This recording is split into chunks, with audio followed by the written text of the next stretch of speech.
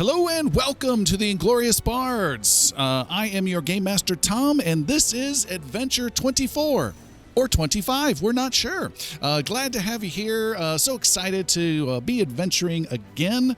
We are out of hell and are back in the town of Tabonry. Heroes are trying to figure out what's been going on, what has changed in the town. 4 months have passed as they pick up the pieces for where they've been and where they're going next. You are joining us possibly live on twitch.tv/IngloriousBards every Tuesday, 6:30 Pacific, or you're joining us on a podcast available on all the platforms, or our YouTube channel, checking out the video there. We appreciate all the support. You can find all of those links if you want to find a different way of joining the show at ingloriousbards.com. I think we should proceed without too much further ado and get into what happened next time with a recap from Jeremy. The snow was falling on everyone's face as we came awake in what was clearly a different season in a different plane from where we'd been. Living in hell for us, what felt like weeks at a time, we found out was a different passage of time in Tabonry. Months, in fact, had passed. It's now fall. The wall that was partially done, save for the stones that we were trying to bring back, the projection stones, is now fully built. It's done. Plen is now mayor and in charge, and the world is different. It's changed. We'd seen each other a lot over these past several weeks, and so we naturally all kind of split up to take care of personal business the moment we got back, to find that, again, things were different. Galen's shop was closed. Emerald was gone. She left a note behind saying where she'd gone and that she wished him the best and hoped that he was still alive. Hemlock went to find his mom and sister and found them both alive and feisty and angry that he had been gone for so long without telling them where or why, but they were happy that he was back. Dash and Jericho kind of moved their way up through different levels of things, and finally everyone met together, back together at Pegs, to talk about what was next. The one thing that did happen before everyone split up was there was a young man that ran up to us by the name of Dworn. Dworn had a message that his family had been holding for us for apparently months since we'd been gone, looking for us every single day. The message seemed something to the effect of, high atop the battlement of the Ironwater Fort, find a brown-colored brick, the sooner the better. And it was signed by Calienveroe, a name that Yannick was familiar with, though untrusting of a wizard or sorceress from Azamir. We know that where the place that she mentioned, the Iron Fort, that is the top of the mayor's tower. So now we have a good reason to go speak to the mayor. So we do. We go and head to the mayor after reconvening at Pegs, where Thawne discovers a wanted poster for none other than Hemlock. A wanted poster to the tune of 150 gold for the head of Hemlock, and even more if he's found dead. Someone is very clearly upset about him being around. So he and Thawne decide to lay low while the rest of the group head toward the mayor just to see what we could do. It turns out to be a very good diplomatic conversation talking about the new heroes that we are and the rumors that we are. I gotta be clear, I want to back up real quick. Yannick wasn't with us. He was checking out the brand new building of the Temple of Carahel. That was our payment from way back in the projection stones and a promise that was being fulfilled on. But while he was there, he was also, I'm not going to use the word accosted, but he was certainly approached by several priests of Carahel and other acolytes who now speak of him in this hushed, legendary tones because of the fact that his name came up in the halls of knowledge. So while he's there dealing with that, the rest of us are up. We make it past Mayor Plen, have some really great niceties, and he wants to do a celebration in our honor of our return, but we finally make it to the top of the tower. We find that brown brick that Calienveroe was looking for, and on it, or inside it really, there's one small piece of paper with the words Asmir on it. Jericho follows the advice that Dash gives, and it's lit on fire because it's a little flash paper, so it could just get melted away. And when it does, a huge column of smoke starts growing out of this little flash of paper, and it continues to ascend into the sky until it rematerializes in front of us at the top of the tower. And we are visited by none other than Calienveroe herself. With the words, "We finally meet. Verenn needs your help." And that is where we left off. So with Calienveroe there, half the party not, let the adventure begin.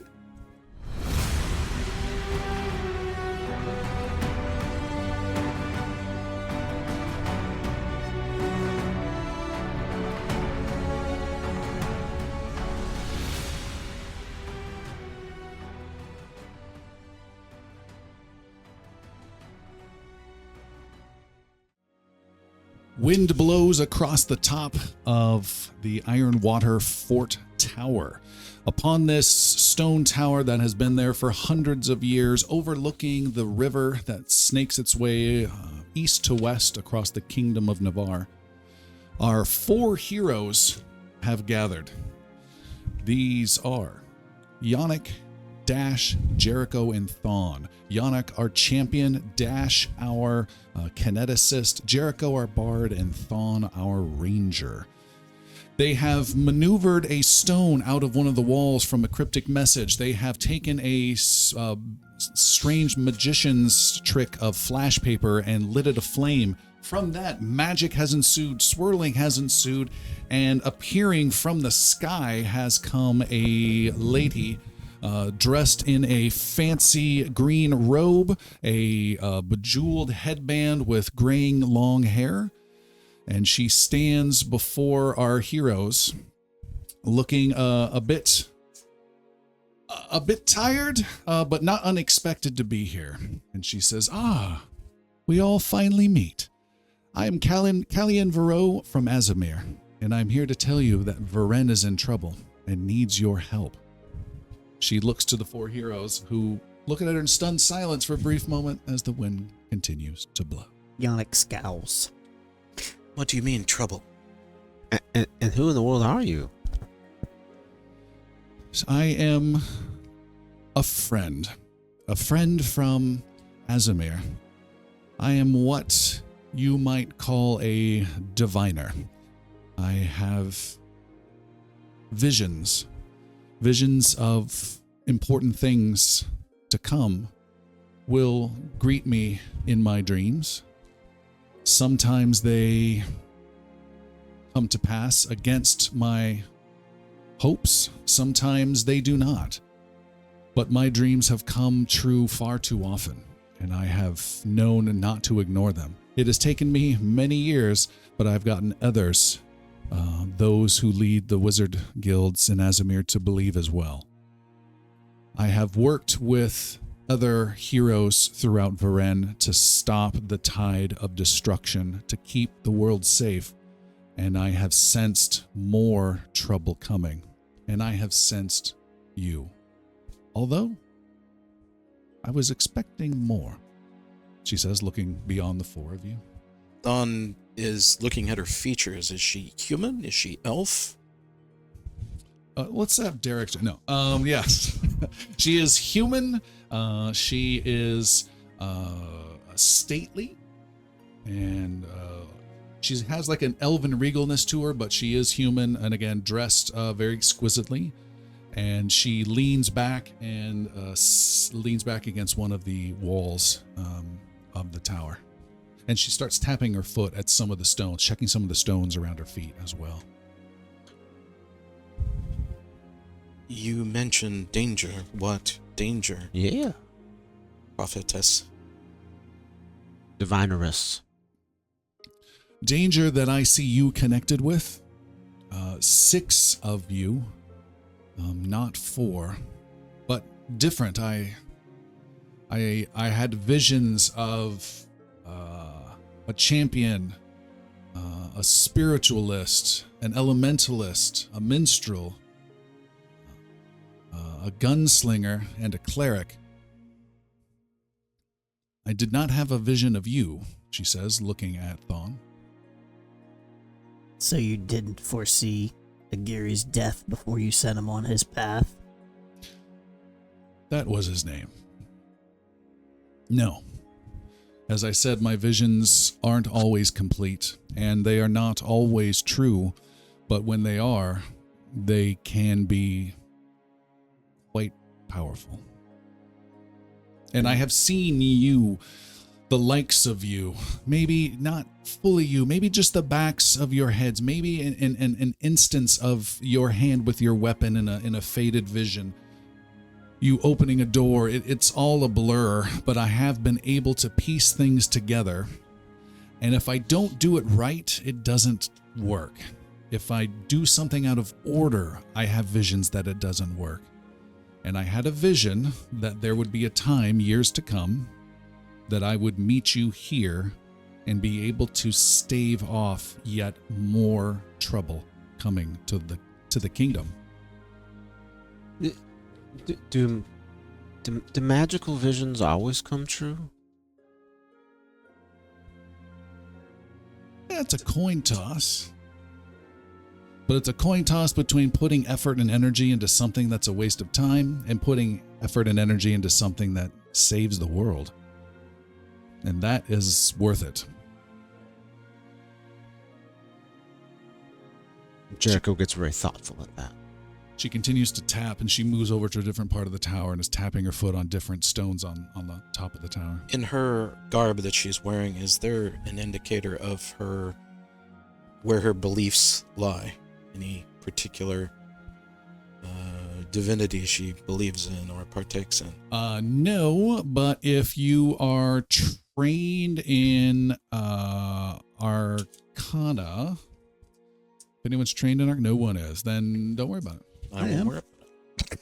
You're not. I'm worried there. about it, but I will worry about it. Yannick, you can identify that she wears the trappings of the Azamir magic land, the kingdom, the city that is over in that direction. She has the symbols that you barely recognize as some sort of important guild there as well. Actually, make a roll, and you might have a little more information. This would be 22. I rolled a 2 plus 10, so I rolled a 12. All right. That's all you get pawing at the symbols briefly. It's because Yannick is sort of disinterested in that because he's still kind of mad at her anyways. And you don't even bother to take a moment to mourn those you've set upon a path when it's led to their death. I don't have that luxury. Just like a general may not be able to mourn every lost soldier, there is too much at stake, and I know that may be hard to see, and I don't want to sound cold, but if it is between the life of one versus the life of all, we must continue to move forward and grieve later. A good general will mourn all the soldiers he loses. She continues to tap at the stones. What are you looking for? Dash walks up to her and hands her his one good brick. She takes it and starts One good brick. looking at it. She places it on top of the tower. She doesn't quite answer you, Jericho. She says, "There is trouble coming. A great danger to Navarre and my kingdom of Azamir. It will start as a spark, but grow into something much more deadly if it is not defeated. This danger, as I have seen it, is either coming in 2 weeks' time, or it has already arrived last spring. In either case, action must be taken. I have had a vision years ago of a small shadow falling from the sky and killing innocents by the thousands. To the south of us," she says, pointing unerringly to the south, "lies the Wooded Winds forest in the kingdom of Thave." Dash's ears flash up a little bit. On the northern edge of these woods lies a small village named Creevorn. The danger will begin there, but I do not know what shape it takes. You must head there. I have foreseen you being able to stop it. You must seek out this menace and destroy it to protect the kingdoms. Otherwise, death will follow. All I know of the danger is that it will swoop down from the sky. What was the name of the town again that she... Revorn. Thank you. You, Dash, know, since you come from Thave, of Creevorn. Kreevorn. I spelled it. Did you? I did. Wow, gained 6 here. No. Half a hero point rounded down. What does Dash know about Creeborn? Just that he's aware of it? Just that you are aware of it. Small. There's a couple of small little villages out in that direction. Very not much of note. There's a lot of political stuff with the leadership and the Blood Witches, a supposed queen in the capital far away, and everyone pays homage, and they don't. They just kind of do their own thing. They're just a isolated little place. So this danger you're talking about either it already fell a while back or it's almost here. So you must stop it, or you must fight against it. And I understand you don't know me. I know you, Yannick. I have been instrumental in not only your friend Aguirre taking his path, but also you.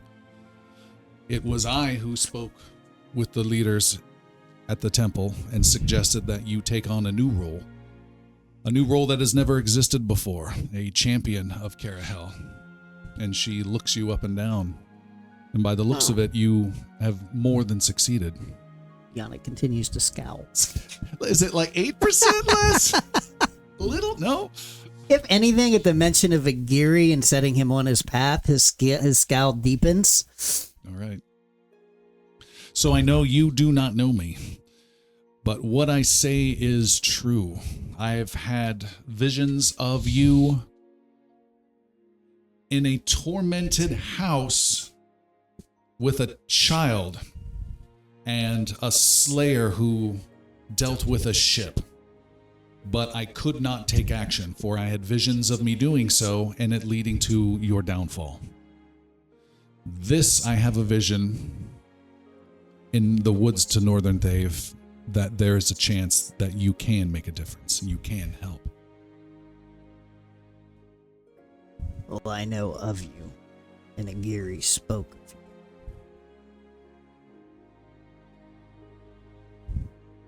you. Can't say that I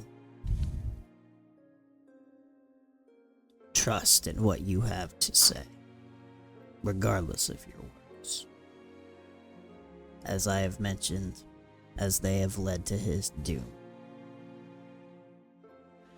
Dash is going to start imitating her motions, tapping the rocks. You find instantly one of the big grayish bricks under your feet is loose and not mortared well. Dash is going to lift it. Like he's going to just use his skills as he taps on it with his foot and lift his foot up, but at the same time bring the stone up out. Okay. With his foot, using his gait. All right, Luke. You bring the stone out and lay it gently upon the floor off to the side. Beneath you see a chest, a flattish chest, old and worn. It's been there for at least a decade. And she says, "Oh, there it is. Would you be so kind as to help me?" Do you need your brick? No. Oh, okay. Can I have that back? That's a good brick. I need to hang on to that. She looks confused, turns behind her, and grabs the small brick and hands it to you. I would just... Oh. Okay, what did you need? The chest, please.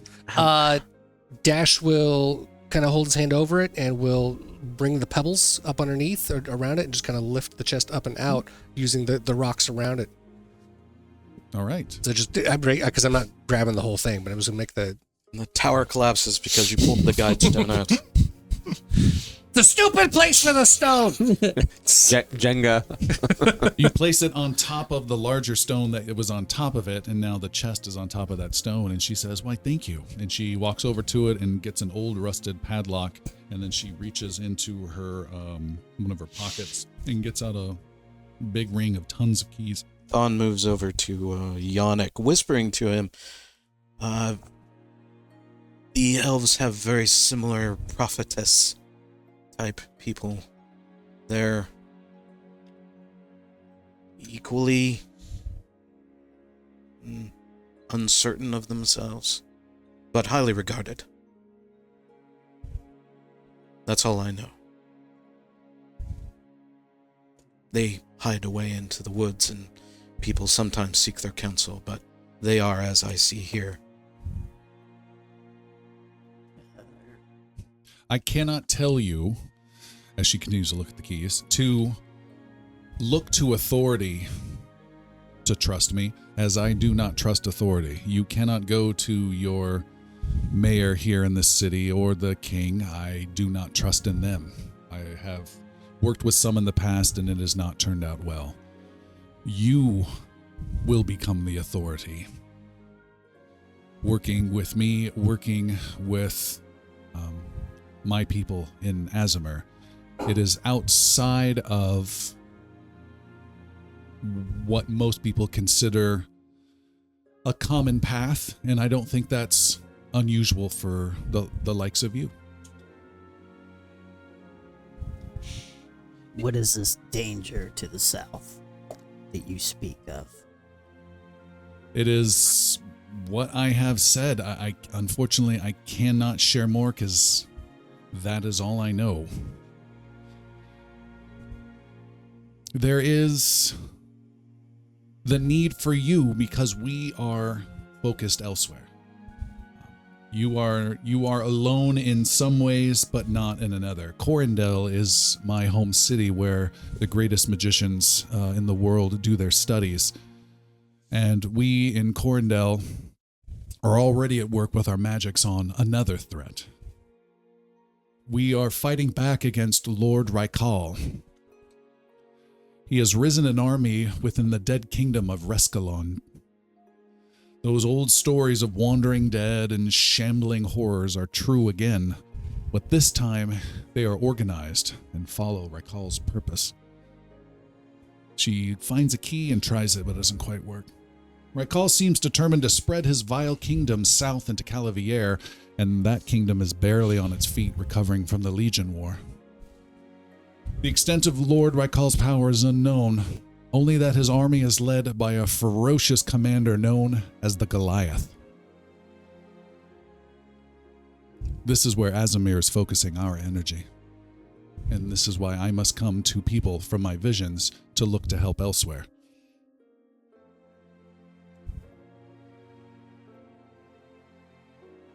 You said you don't trust the mayor here in town?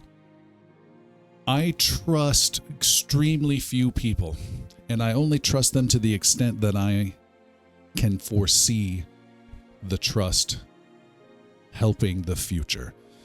There are people within my own guild that I cannot trust explicitly. The only people who know of what I have spoken of are you and one of my allies in Corindel. I have had visions of me reaching out and communicating to other leaders in Corindel. I have had visions of me reaching out to the leaders in Calienveroe, and I have seen these all fail. So it has come to you. So you trust me? Yes. Never been trusted by a big famous person before. You're trusted by me. You're a small famous person. You're not wrong. She finds a key and puts it in the lock and is trying to get it to turn. It's a rusted key, Rusted lock. rusted lock. Thon is growing impatient with the duration of the conversation, so he breaks out his spyglass and snaps around and looks at the horizon again to see if he spots that glint again. Okay.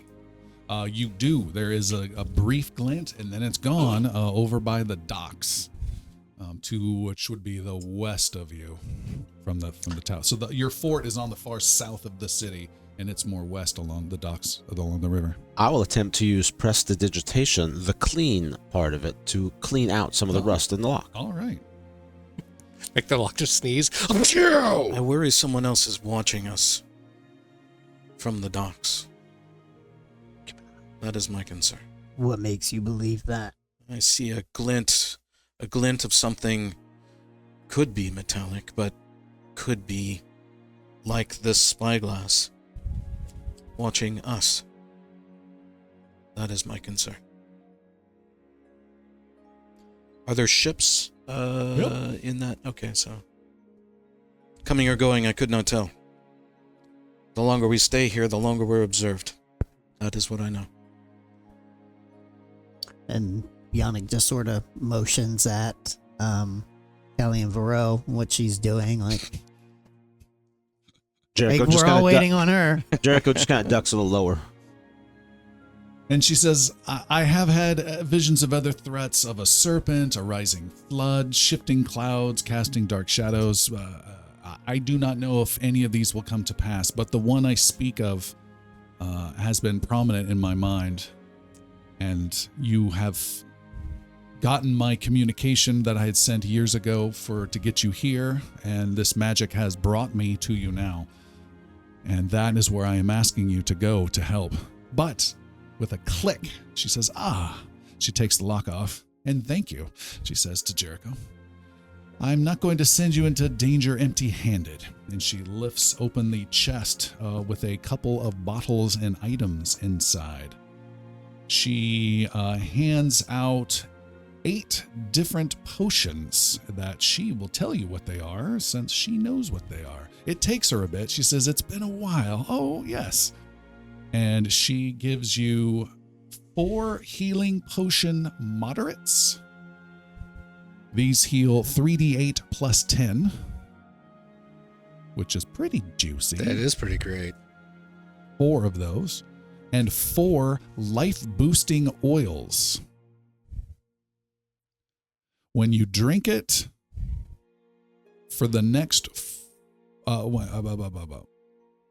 when you drink it, it lasts 8 hours. And then the first time you take damage, it kicks in for 4 rounds, and then it's done. Does that make sense?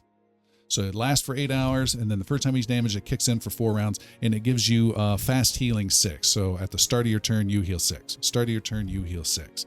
That includes if you're unconscious, and it will bring you back. Wow. Which is pretty slick. It is not, though, regeneration, which regeneration means you can't die. This is a slightly weaker one. You can die if your dying level gets too far. So 24 hit points over 4 rounds. 4 rounds, whether or not you're conscious. Right. And if you take, let's say, just 6 hit points, or you take 1 hit point That by doing never something happens. You stupid, stand up and then drop. You stand up and then drop. then that's wasted, essentially. Yep. Okay. There are 4 other items that she provides. One is a jar of shifting sands. It is a small ceramic jar that is about a quarter gallon filled with sand with a narrow top. When you pour it out, it immediately creates more sand within it, making an incredibly never-ending stream of sand. We will make our own Thave. This is gonna be like Dasher's bed every night. Mm-hmm. For 1 action, you can cause the sand to pour out of the jar at a rate of 1 gallon per round. And it doesn't end, ever, until you put the cat back in. Okay. For 2 actions, you can quickly pour the sand over 1 square in combat next to you, and then it's difficult terrain, and then you can't use either of its functions for 1 minute. You can just tap it like a ketchup bottle on the other side if you need 1 square of that kind of terrain. She reaches out and just hands it to whoever's Has a grabbing chance it. of 1d4 Yosoki falling out of it too while you're... Ah! She grabs a pouch. It's a small bag filled with a fine, almost cottony material with inside. It is cotton candy. It is a cloud pouch For 2 actions, once per day, you can cast the Mist spell, a level 2 Mist spell. And that creates a cloud with a 20-foot burst within 10 feet of you. And then anyone within that cloud is concealed. Anyone outside of people inside that is concealed, back and forth. So you guys know how that works. What's cool about this one is you can sustain it to make the cloud fly 20 feet. So it'll stay there for a minute. If you sustain it, you can move it 20 feet each round, which is kind of cool. To reposition. That's a once per day? Yes. Okay. And then she holds up an Aeon Stone. Hold on to your hats. It's an Aeon Stone of Delaying.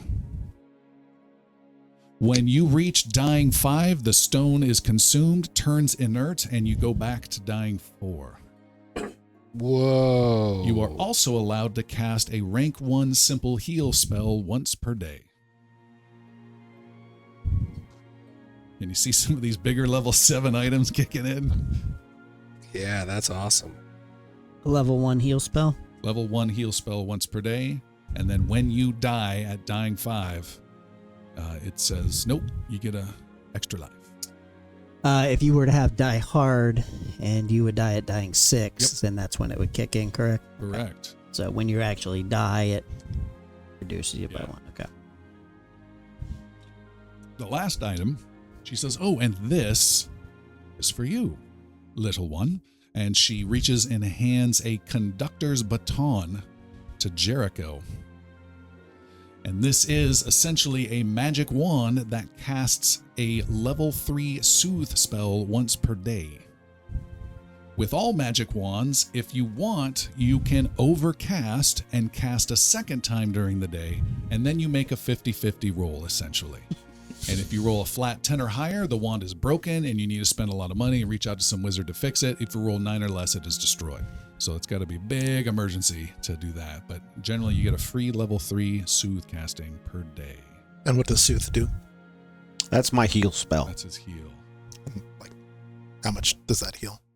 At level 3, it would be 4d10, I think. 3d10 plus 12. That's pretty great. Something like that. Trust what he says. Pretty juicy. He looked it up. Yeah. But does it give you the sparks when you swish it? If I swish and flick. Swish and flick. There should be an orchestra swell whenever you do it, though, for whatever reason.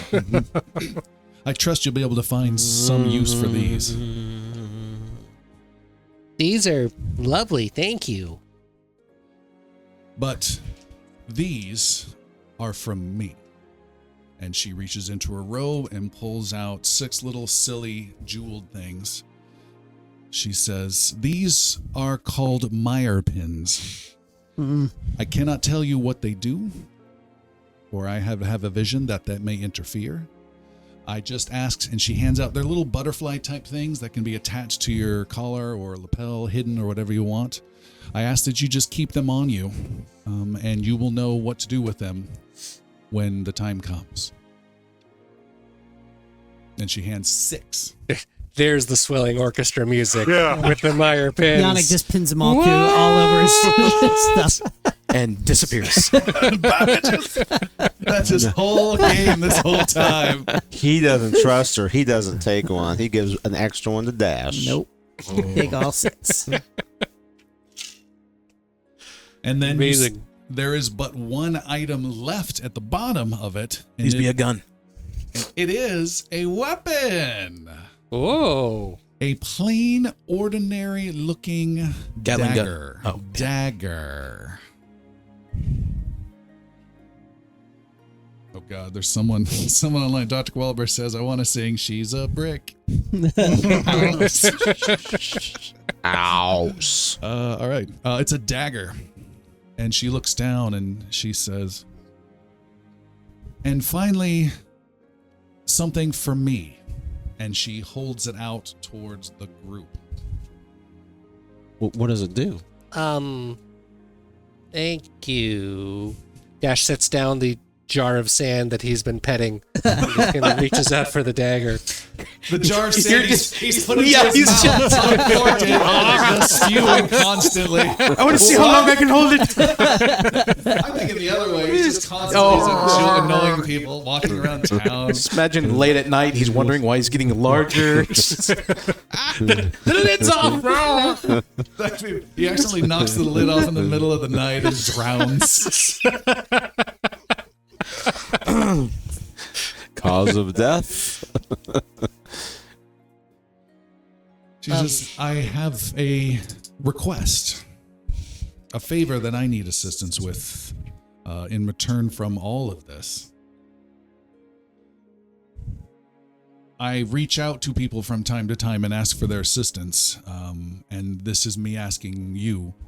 And the assistance is not small, and the assistance comes with a request that you will not know why, and you will never know why. My request is for you to place that dagger inside a jewelry box. And that jewelry box is inside of a hutch, and that hutch is inside of a princess's bedchamber, and that bedchamber is in the capital city of Kasir in Thave. And it needs to be done before the next summer solstice. I'm That's writing this ludicrous. down slower than you spoke. Dagger in a jewelry box. In a hutch. In a princess room. In Thave. In the capital city. What was the Of capital Thave. city's name again? The big star on Thave. Kasir? It's covered. Jewelry box. Hutch. Not a small request. That is the capital city, and that is a princess. This will be of no use to you. It will be of no understanding to you. It may actually be irrelevant, or it may be part of saving lives down the road for someone else.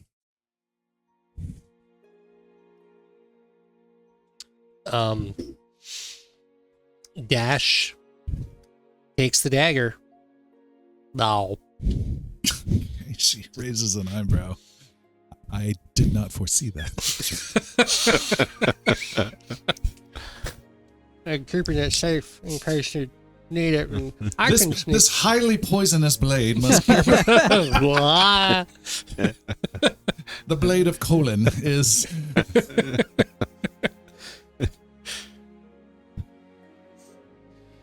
And she looks at the empty chest and says, well, that's it then. I suppose then the question is, and she leans back against the battlements of this tower as the wind blows, the river far below, some barge by the half-elves going down it slowly. The question is, what will you do?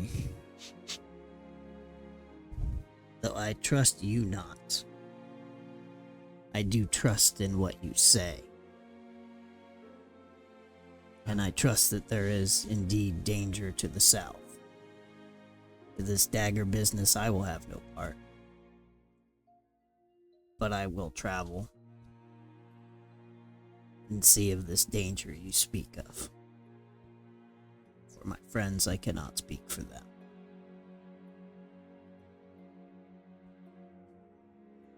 I love the way every time Yannick talks, it sounds like poetry. He's a writer. At least he was. He scribed a lot of things. What was I the middle part?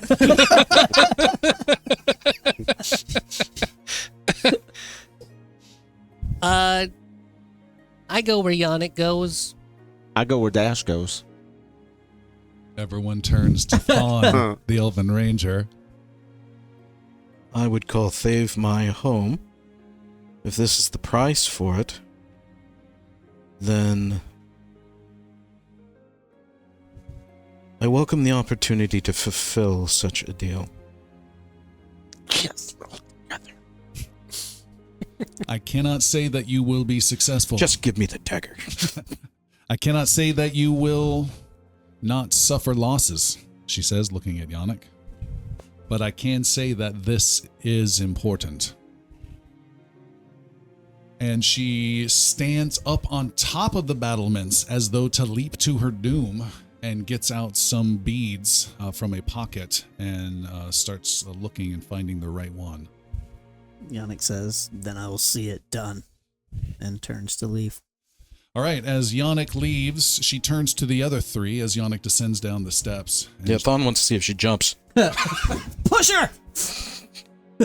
She stops and she says, there's something else out there. Oh. There is something unseen. Something always just beyond the horizon, beyond my sight. She's saying this to Thon. But Jericho and Dash, you hear it as well. Not just something difficult for me to decipher, but something actively hiding its future. And this scares me more than anything. And I am not easily scared. I don't know what it is, but something is coming. Something this world is not prepared for, and something I am not prepared for.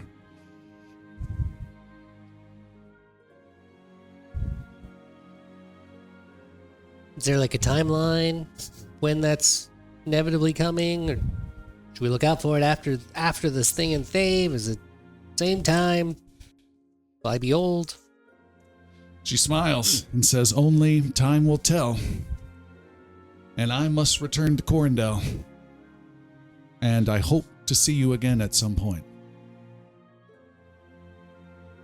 She waves her hand over her beads and turns into about a dozen ravens that fly off with squawks to the southwest with great speed, and she disappears off into the horizon. I really had a question I wanted to ask her. The ravens curve slowly. One raven. It sighs heavily. Not what I expected. And Thon walks. How far is it to the ground from this location? If you were to just... You would drop into the river maybe 80, 90 feet. Okay. Cannonball. Trying to take use of that catfill skills. Trying to think of reasons to risk a cannonball. And, Oracle. And, Catfall will probably be in there, too. Dash, how do you feel about heading back to Thave? To be honest with you, That would be my preference. I don't think I'm ready. I'm not strong enough yet. Blood witches are very, very powerful. And they're very, very cruel and have very, very good memories. If this has anything to do with them, this is going to be very dangerous. I want you to remember that maybe you're not strong enough, but maybe That's what I said. Maybe we are. What? Together. Well, I mean, you don't move stone. Okay. You have... Yes. I mean, all of us, all six of us. Oh, yeah, okay, yeah, because Yannick's the strong one. That's what you meant. Yeah, I was thinking that you were talking about us and you don't fight, so no. But Hemlock has a gun. Yeah. So that might be better. When under direct questioning, does he panic, eat things around him? Jericho's gone. I mean, all six of us might be strong enough. Yeah. Yeah. Yeah, that's right. Yeah. All right, let's head down. All right. We segue to Hemlock's penis. Yeah. You just trying to shoehorn that title in there? Out of the blue. Let's not make that the show title. Derek's typing that as a show title. Derek, no, Derek. Crooked. It's crooked, too. Dual wielded, baby. I was wondering what was glinting at the docks.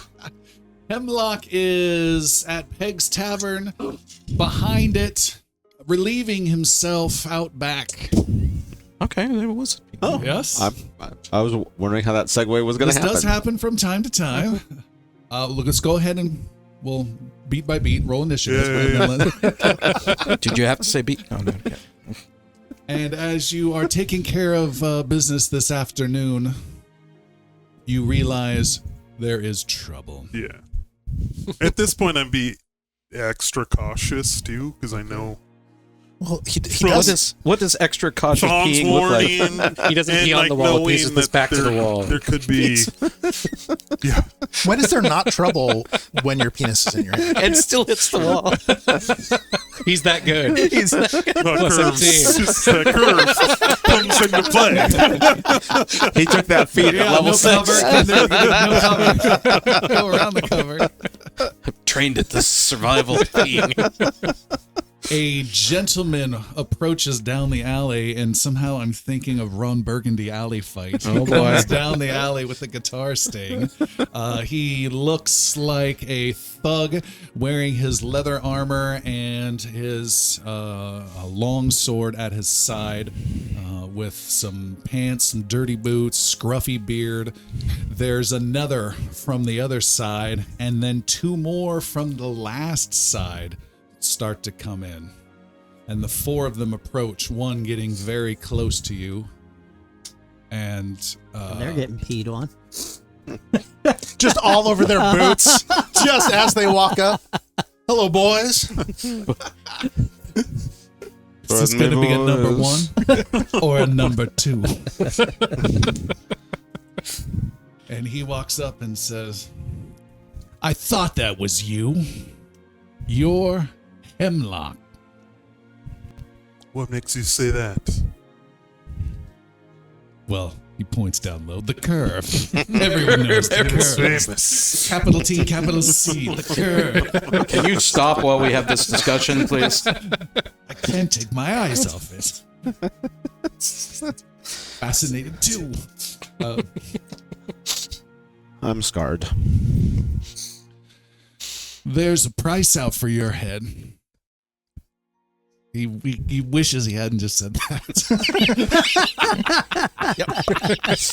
You're making this very uncomfortable. Yeah? You think that's going to be an easy price to take?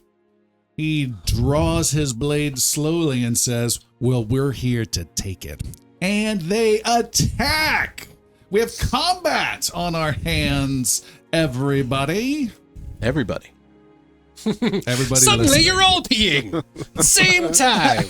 Roll P It's initiative. a group P.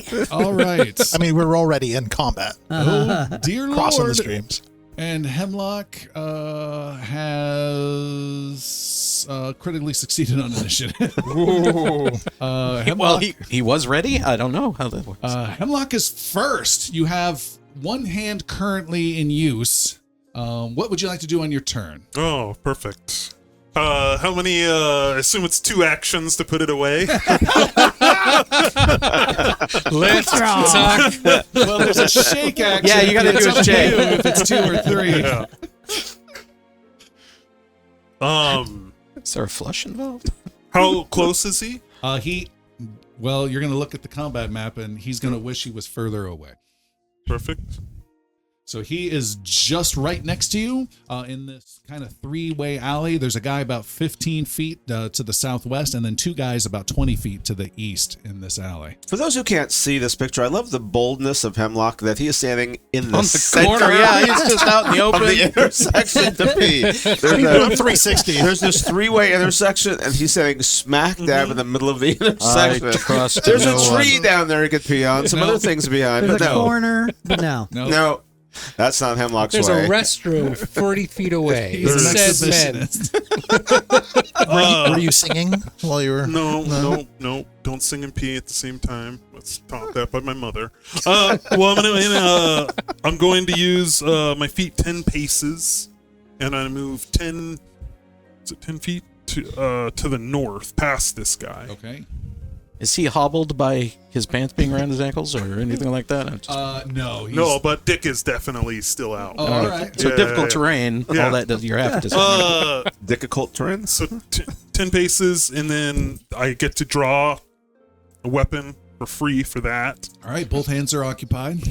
And then I also have quick dual draw. wielding. A quick draw to be dual wielding. Okay, so you have 2 guns in the hand, and then something out in the wind. Yep. And then I'm gonna fire point blank at this guy. Without my hands. Yes. Oops. Whew. 36 to hit. That is a critical hit. Is it a double critical hit? It is. That's you asked. It is.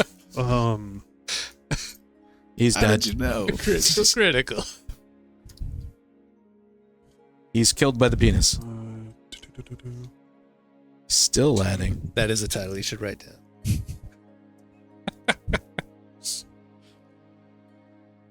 Still adding. 46. 46. Piercing or bludgeoning damage. You obliterate him with a huge hole in the chest and a loud bang. And that was how many actions to get that kill in? 1. Just one? The quick draw and everything? Quick draw's not an Holy action. moly. All right. And He goes back to there's that. And then I'll wait. yeah. I don't have a good. I mean, I could. Yeah, and then I'll second action. I'll fire my secondary weapon at the guy to the east. East. All right. He's going to have +2 cover. You can always run. know I it's not do your- have a red phosphorus bullet loaded into this gun, so it'll be a +1. Okay.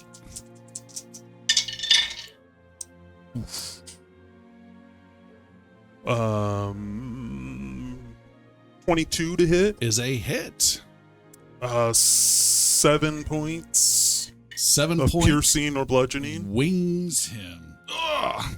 and then I will reload. Okay. It is their turn. That guy's going to go first, and he charges at you.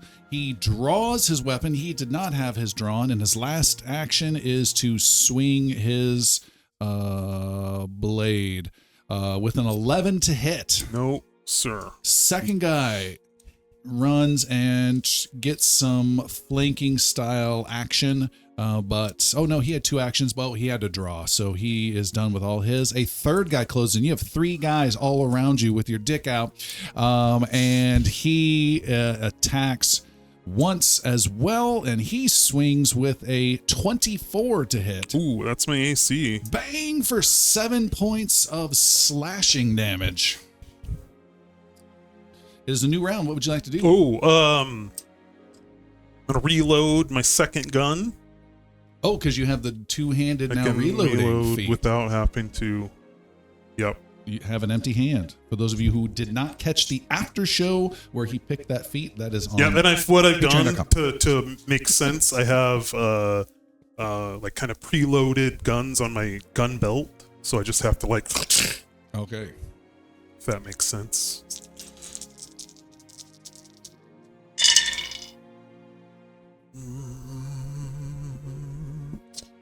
27 to hit.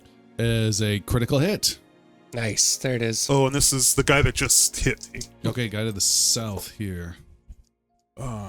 This isn't as juicy, but it's not terrible.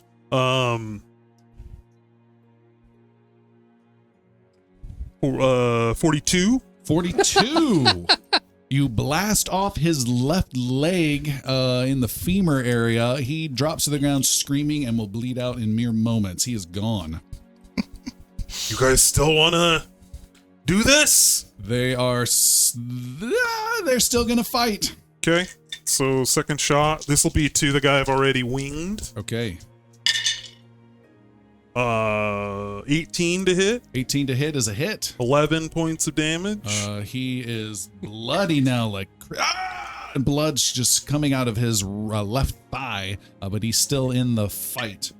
Okay. That's it for your turn? Yep. All right, you get triple attacked by both of these guys and -2 off your armor class for being off guard. Off guard, thank you. 25, 6, and 11. 25 hits. 23, 5, and 12. All misses. All misses. Oh, man, 6. You're dodging and ducking and avoiding them like crazy. One does hit you for 13 points of slashing. Gow. Okay. And it is now Galen's turn. Well, I round the corner. And Why is it so wet here? I slipped immediately and fall, which would be per the usual. Are you peeing too? Is that why you're out here? You're just. I think I heard the gunshots and came running. But I see 2 with major holes in them on the ground already, and one nearly dead. And I just stroll around the corner and say, Hemlock, you got this? I mean, if you want to join in the fun. Oh, I could use to work out some aggression, I suppose. These are weak little boys. Here, I'll take this one. I'll leave the other one for you. Perfect. The wounded guy spins around and says, "Come and get it!" as he's bleeding out profusely. Cool. Galen, do you have any reaction to the fact that his junk is just hanging out? Oh, I've seen it so many times. Okay. I mean, this is not unusual. I feel like we need to talk about that in the after show.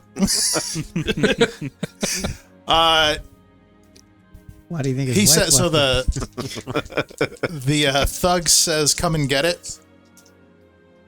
So I will use my exploit vulnerability to peer into his soul. First of all, Okay. it's 17. 17. Actually, I'm going to use one of my boons here, +2 to roll to exploit vulnerability, so that'll be a 19. That is a success. Great. There are no special weaknesses that they have, so you have that mortal. What is it called? Personal antithesis. Personal antithesis. So 2 plus half your level round down. So seeing into this thug's past, I know that as all thugs and bullies go, the cause of their state of being is that they didn't receive enough love as a child. So I reach into a pocket and pull out a little ivory comb like a mother might wear to remind them of the loveless childhood that they had. And doing this allows me to create that personal antithesis, which is now applied to all creatures of the same type through shared vulnerability. I got it as causes the target creature and only the target creature unless you get a critical. Oh, is it only on a crit? Yeah. Okay. Well, we'll Good come keep back that to in mind, though, because that's cool. Oh, yeah. I was hoping I could get it to everybody. All right. Then I will attack then. Okay. 23 to hit. 23 is a hit. This is your third action? No, because exploit vulnerability is just one action. But you had to move into position. Oh, that's right. I did have to move. Okay, All right, great. that is a hit. All right, cool. So that is 8 and 6 is 14 and 8 is 22 and 5 is 27. You slice him across the chest and disembowel actually his belly, and his innards spill out. Oh, that felt good. Hell, we really do have to talk. It is Hemlock's turn. And by the way, as we got prepared for the show, I did mention non-lethal options to some of the players. For sure. I believe I said that wouldn't be a problem for Hemlock. Hemlock will... It is Hemlock's turn, but I forgot to mention 20s, as always, are criticals on anyone. 19s for this battle are also criticals on Hemlock Oh, for a special reason. okay. Well, I would have had one of those, but it was a crit anyways. No. Against you. Oh, perfect. I don't like that at all. I don't think he's going to be around much longer. No, Hemlock reloads, and as he reloads, he's like, "You should have ran when I gave you the chance." Screw you! 31 to hit. Yeah, he doesn't finish that word. That is a critical hit. He has 25 hit points. No, he doesn't. He doesn't even have a head anymore. 25 exactly. Woo! Describe how you take this final thug down, please. Oh, just right center mass, right in the chest. Just blow a hole right through him. Have you ever seen the movie The Quick and the Dead? You see the sun with his shadow, and then you just see a bolt of light through the middle of his Is this shadow. the homework you're doing off episodes watching these westerns? Yeah. We need to get out of here. I made quite a lot of noise. You've also got some blood on your. That's fine. But I will do a quick loot and then scurry away. All right. You find 3d10 silver. 18 silver. Okay. I'll take 9 and I'll give 9 to my partner. Oh, you earned this. It's okay. Is there anything on the thugs that indicates These nuts. I want to There's see our if there's episode anything that title. looks like they doesn't belong to them, like it was something that was given to them. Okay. You check them out. You don't see anything like that. No group affiliation, no particular religious identification, and no secret messages or anything along those lines. Doesn't have any of that cultist vibe or anything like that. And I, as I leave, I like put my cloak over and like cover up so my guns aren't showing. All right. And two guys walk out, one clothed with a penis out onto the streets. I'll put that away too. Reluctantly. Just Yeah. leaving DNA all over that alley. And you guys head out away from Pegs, and we will take our break there after that epic battle, and we shall return in just a little bit and see what happens next. All right, we are back, and we have a hero point to be given out by our tech, Derek. Who's going to get the hero point? Seth Thank you receives so it. much. Hemlock Hero. A dickish point to hand out, I'd say. Mm. And I would like to know what you folks would like to do. As far as I know, you have a ceremony being held by the mayor at 5 o'clock, about 4 or 5 hours from now. It was requested to also involve the Yosoki, a celebration in your honor, out by the new wall, and a ceremony for Yannick at the new Temple of Carahel in the plaza, also at the exact same time at 5 p.m. Also a dinner at Hemlock's mother's Oh, yes, at that's 5 as well. What time is it now? Noon. 4:45. Hemlock is going to go to his mom's. On the way, though, he needs to stop by a butcher. Okay. You do so. Would you like the sausage? No, sorry. I will stop. A little bit of the old sausage. Looking for some chicken or some ducks, actually. Okay. Or chicken. You find 'Cause some. He's told to bring fowl. Bring something foul. So 2 ducks. Done. You don't have to pay for it. It's part of your Perfect. living wage. And then slink off and like he's already told everybody about the dinner, but he's also like kind of weary about being out on the street right now as well. Okay. Having made a lot of noise and getting attacked. All right. You slink off, marking every alleyway intersection as you go. Mm-hmm. And what would the rest of you like to do? Jericho would like to make his way to Willow's Apothecary. Okay. Let's everybody check their notes. Yeah, including We've never been there. Apothecary. We've never, ever been there as a group. But I'm old friends with Willow. She loves my music. All right.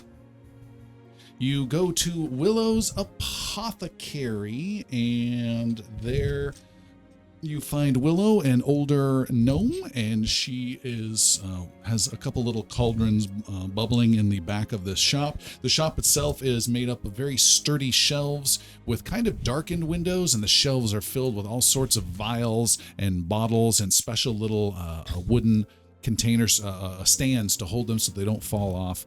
And she turns around as the bell to the door jingles, and she says, "Oh, it's you! It's good to see you." As I come in, I am strumming my ukulele and I'm singing, "It's Willow, Willow, apothecary extraordinaire." She claps and says, "Oh, I forgot how wonderful you sounded. I haven't seen you in a while."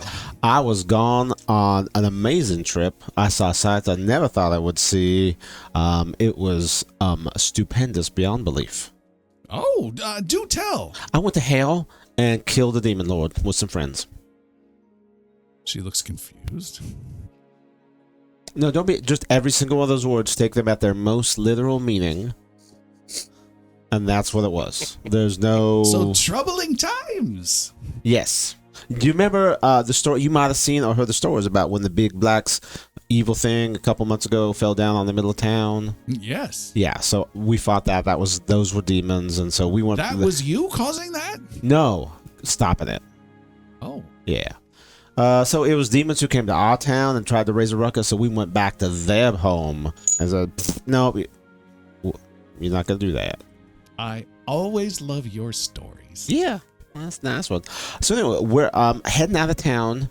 Not so far this time, but some of my friends tend to attract sharp things piercing their skin, and so want to know if you had any healing potions I could purchase. Of course. They are quite pricey, but I have something of different ranges. Price check on Isle Willow. That's all I'm looking for.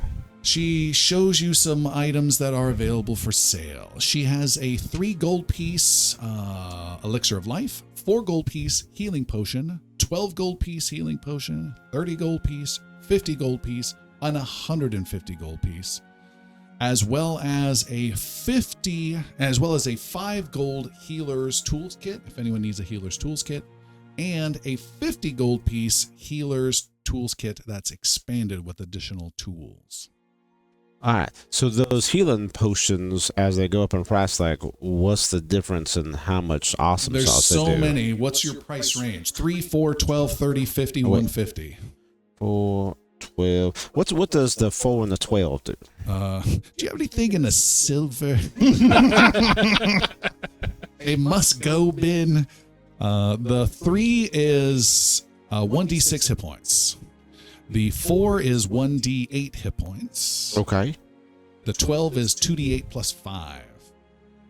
And what's the one next one up from that? 30 is 3d6 plus 6. 3d6 plus 6. And then the 50 is the ones you guys just got from Calienveroe, 3d8 plus 10. And then if you want, you can drop 150 gold on a single-use potion for 5d6 plus 12. Some of these also have some saves versus disease and poisons for a bit as well. Alrighty. There's the one that costs 12 gold pieces. That's 2d8 plus 5. 2d8 plus 5 healing potion lesser. Correct. I'm going to purchase 6 of those. Okay. You are able to do so. Which will be 72 gold. Yeah. Okay. And she says, "Wonderful, wonderful. And you know, I always enjoy your song so much. I have some things that have just been on the shelf for a while. You're welcome to have these if you'd like for, say, just a silver each," and puts a crate up there with 8 potions unlabeled. Damn it. In the expired bin. Along with Snow Dogs, some Red Dawn, the remake. There's all those old DVDs. Just on a side above the table note, I was just re-listening to some old Bards videos where this happened, and then at the end of the season they had you go through all the ones that they didn't use. Yes. So for how much is that? There's 8 of them. For how much? One silver each. Yeah, 1 silver each. I'm buying a lot. Okay, 8 silver it is. I'm sure you won't be dissatisfied. No, you She's don't. very careful with one of them. But you forget which color. 100%. Yeah. All right. Mix these. I'm gonna stay for a while, just make some small talk, maybe play a little song for her because I know she loves the music, and then I will hit the road back to Peg's Tavern. All right. Making a note, Jericho has 8 mystery potions. Got it. And when I get back, by the way, 1 of those potions to everybody. So 1 heals 2d8 plus 5 HP. That's lesser. Potion elixir to everybody. No, it's not a lesser. What is it? A minor? It's a lesser. 2d8 plus 5. That's what it's called. That's its official name. I'm going to say yes, that's a minor. 2d8 plus 5 is a healing potion lesser. Healing potion Yes. lesser.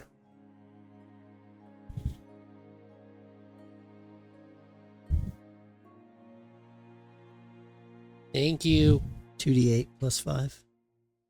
Mm-hmm. Correct. Cool. Thank you. Thon is finding a quiet place to collect his thoughts and draft a full and official report to his warden about the activities of the last few months, of which the report would have been missing during that time. So there's a little bit of explaining that disappearance and then putting it all together. A nice big bow on it. It's been a tough time.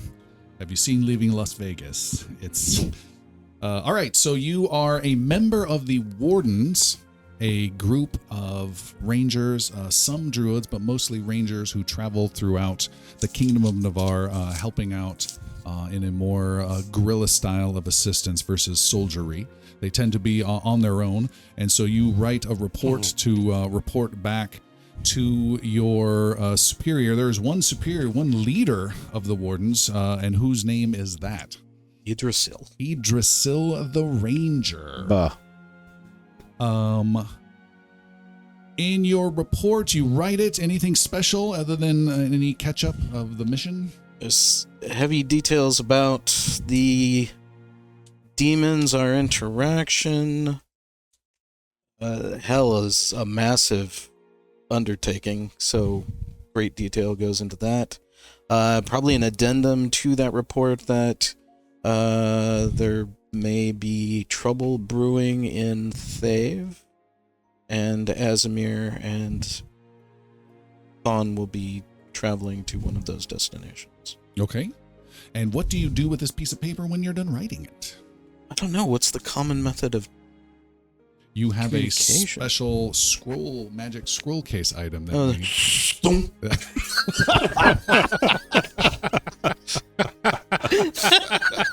Which I haven't checked for like months, so papers just... The shit are you? Call me back. Jesus Christ! You don't love me anymore. It's over. I love you. Moved on to Merston. I found someone new. Jeez.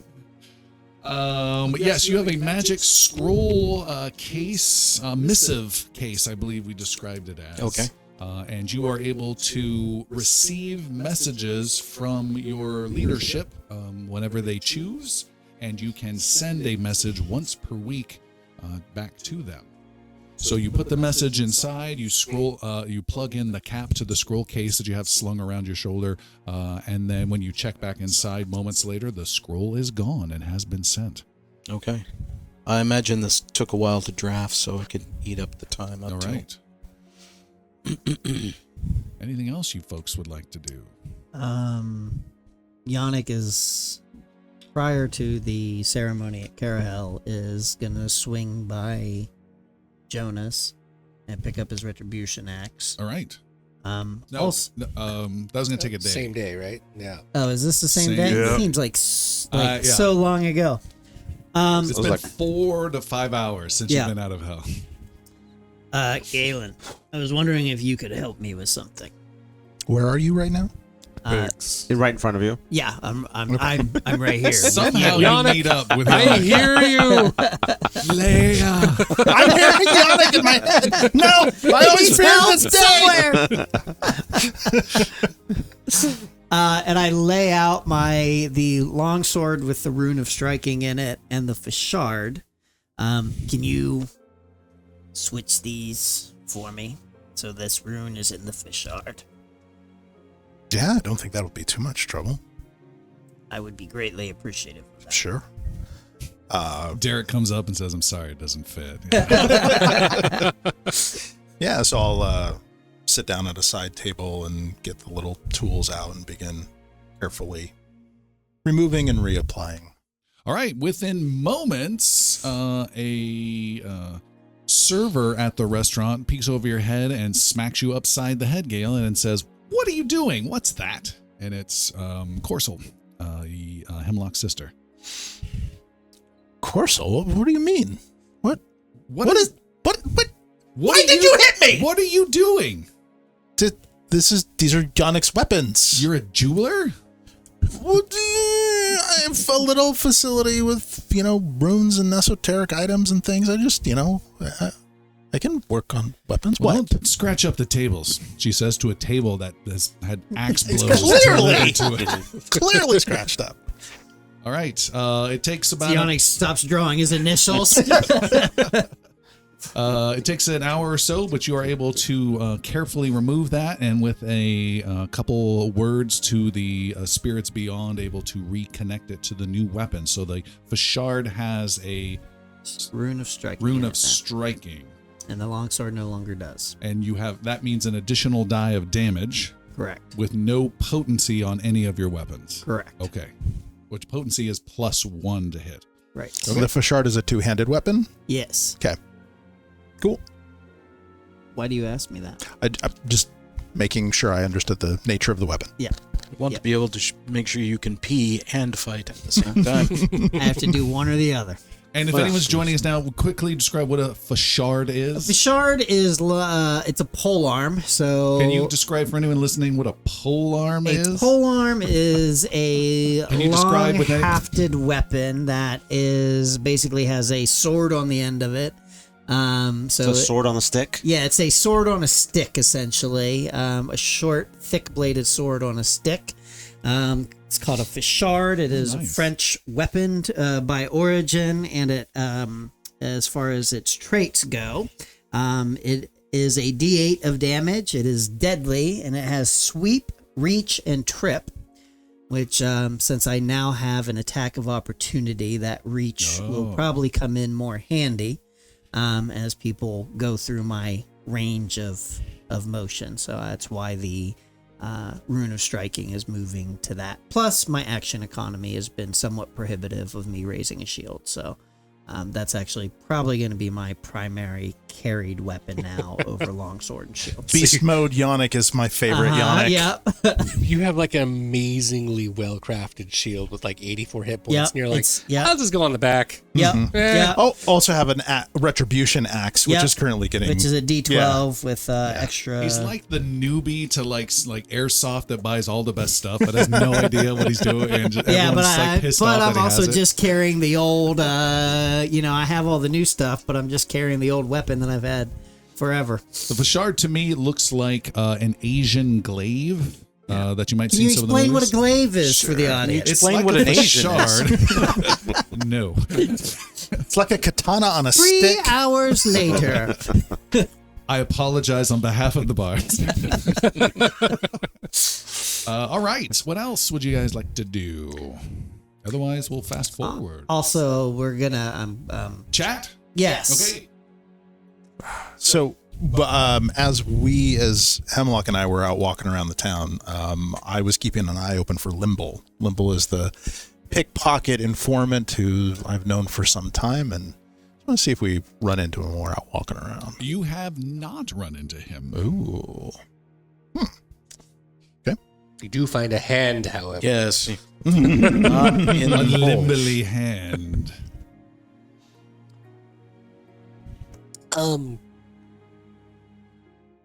We're just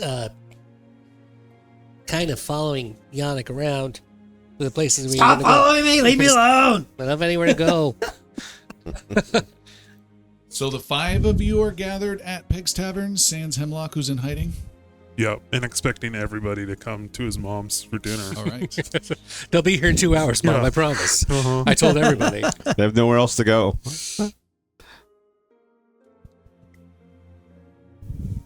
Do you want to start? Not really. Okay. You do such a good job of explaining things. Well, You guys can also be at his mom's place if that would help. So then, Yeah, I think all 6 of us together. Let's. Oh, so nobody is going to show up to the ceremony that's being held in our honor at the wall?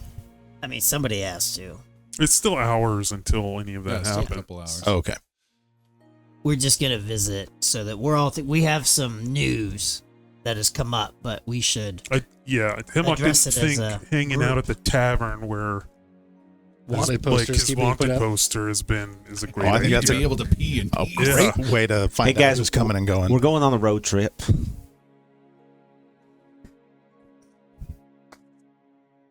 go on. I was going to see if they had a question. No, I think they're just waiting for you to finish. I was just. So we were visited by Calienveroe. She's a really fancy magic lady. Technically, we called her. Go ahead. No, it's fine. You had it. What You're did good. you call her? She, Do we need to do this out of character? No, this is better. We went and spoke with the mayor, who wants to throw a party for everyone celebrating us in our return at the wall. Also celebrating the wall itself, which is important because he's really making a big announcement that all citizens within the wall are now citizens of Tabonry, including all the Yosoki. So, There's a party at the wall in your honor, says Well- an upset mother of Hemlock. At 5 o'clock. it's at 5. It's not happening right now, but we'll be there then. Why didn't you tell me this? This is all news to me. We didn't know. Swear. No, he's a hero though. He was a part of it. Yeah, we just found out. Like And what kind of party? What Well- kind of honor? political? I They guess. Political? He called us heroes. Who? The mayor? The mayor? Yeah. His name's Plen. You know Mayor Plen. As his bodyguard once. Oh, about that. What? Well, you're not his favorite person. You stole the platinum, I kind of cleared that up for you. Thank you. sort of. Steel is a. It's a strong word. I explained to him Strong that word. it was cursed. Threw money, it away more. and that you did him a favor by destroying By it. stealing You were it. protecting him. Well, dinner's off then. Now we have this celebration to go to. And I have to find something to wear. And 2 chickens. Ducks. And you Ducks. spent money on food even though we can't have dinner. You told me to bring. My goodness. Yeah. She As far- storms off. As Much far as we disappointment. know, it's a potluck. She is gone. I can't believe it. I raised him. Morsel doesn't. Also, She we, seems happy that she raised a hero. Yeah. Yeah. we followed the note to the top of the Iron Tower and found another note that we burned alive. It said Azimir It wasn't on it. actually alive. When it burned, it turned into a column of smoke that was also Calienveroe. She came out of the column of smoke. Yeah. Apparently, She's powerful. she can see things.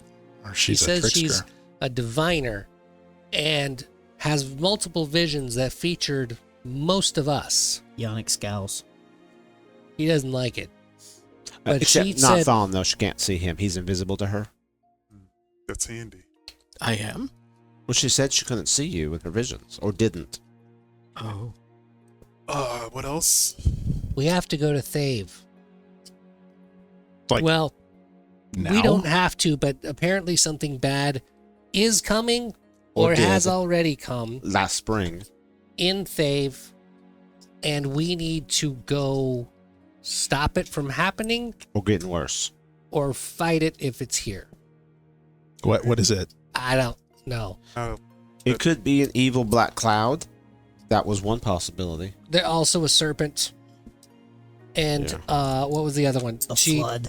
The flood. It could be that. She Yeah. doesn't sound very powerful. She's very scary. Dave could probably use a flood, yeah. That, As a joke. yeah, I know you don't expect jokes from me. But how do you feel about going back to I your home?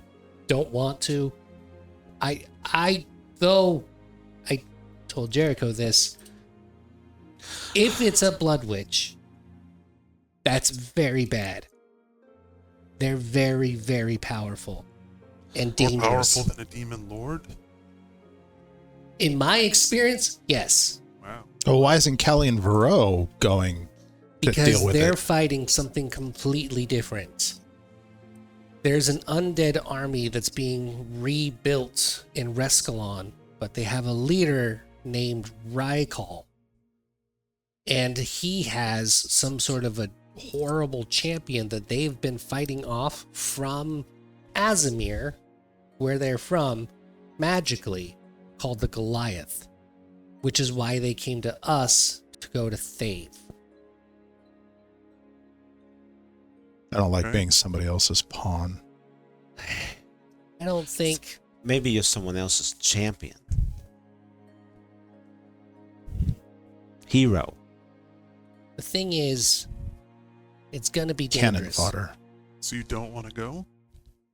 I don't want to go, but I think it's worse if we don't. And more importantly, Yannick said he was gonna go, and if he goes, We all have We- to go. I'll have to go. And you don't like her, and you're going. I do not care for Calienveroe, but I do believe her and what she says. And if she speaks of a danger to the south and a divination that involves us, I feel compelled to follow that. Why do you believe her? Why do you not like her? She set a Geary on the path that he was on. So she is at least indirectly responsible for his death. But she also has set me on my path in many ways. The priests of Carahel and Edlinholm know her. My leaders do trust her and listen to her. Giri did know what he was getting himself into, as do all of us. We have no idea what we're getting ourselves into. But we know that death is likely. We definitely know it's a possibility. You can't blame yourself or anyone else. The Father has his eye on each of us. We all have our time. That is what I know. When are you thinking about leaving? Round 5. I'm fine with that now. I just want to say, on top of all that, this is Dash and Thon, but this is their homeland. They've risked their lives here in our homeland. Agreed. This is their home that's in danger now. I'm ready. What kind of a man are we if our friends risk their lives for our home, and then when their home's in danger, we turn our back on them? Not much of one. At least that's what I think. Well said, Jericho. I do think we have one out of business here in Tabonry before we leave, though. Your mother interrupts you, walks across the kitchen area where you guys are gathered around the table and says, "What the hell is that noise?"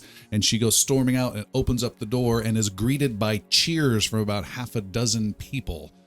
And they say, "Hey, are they in there?" And then some little singing Close is the picked door. up. She closes the door, and first she says, "Get away from here," and slams the door, and you hear a muffled song of like, "Ho, ho, ho, he, heroes for you and me. Ho, ho, ho, he, the heroes of Tabonry." And people are outside and excited, they getting need pumped. they need to workshop that.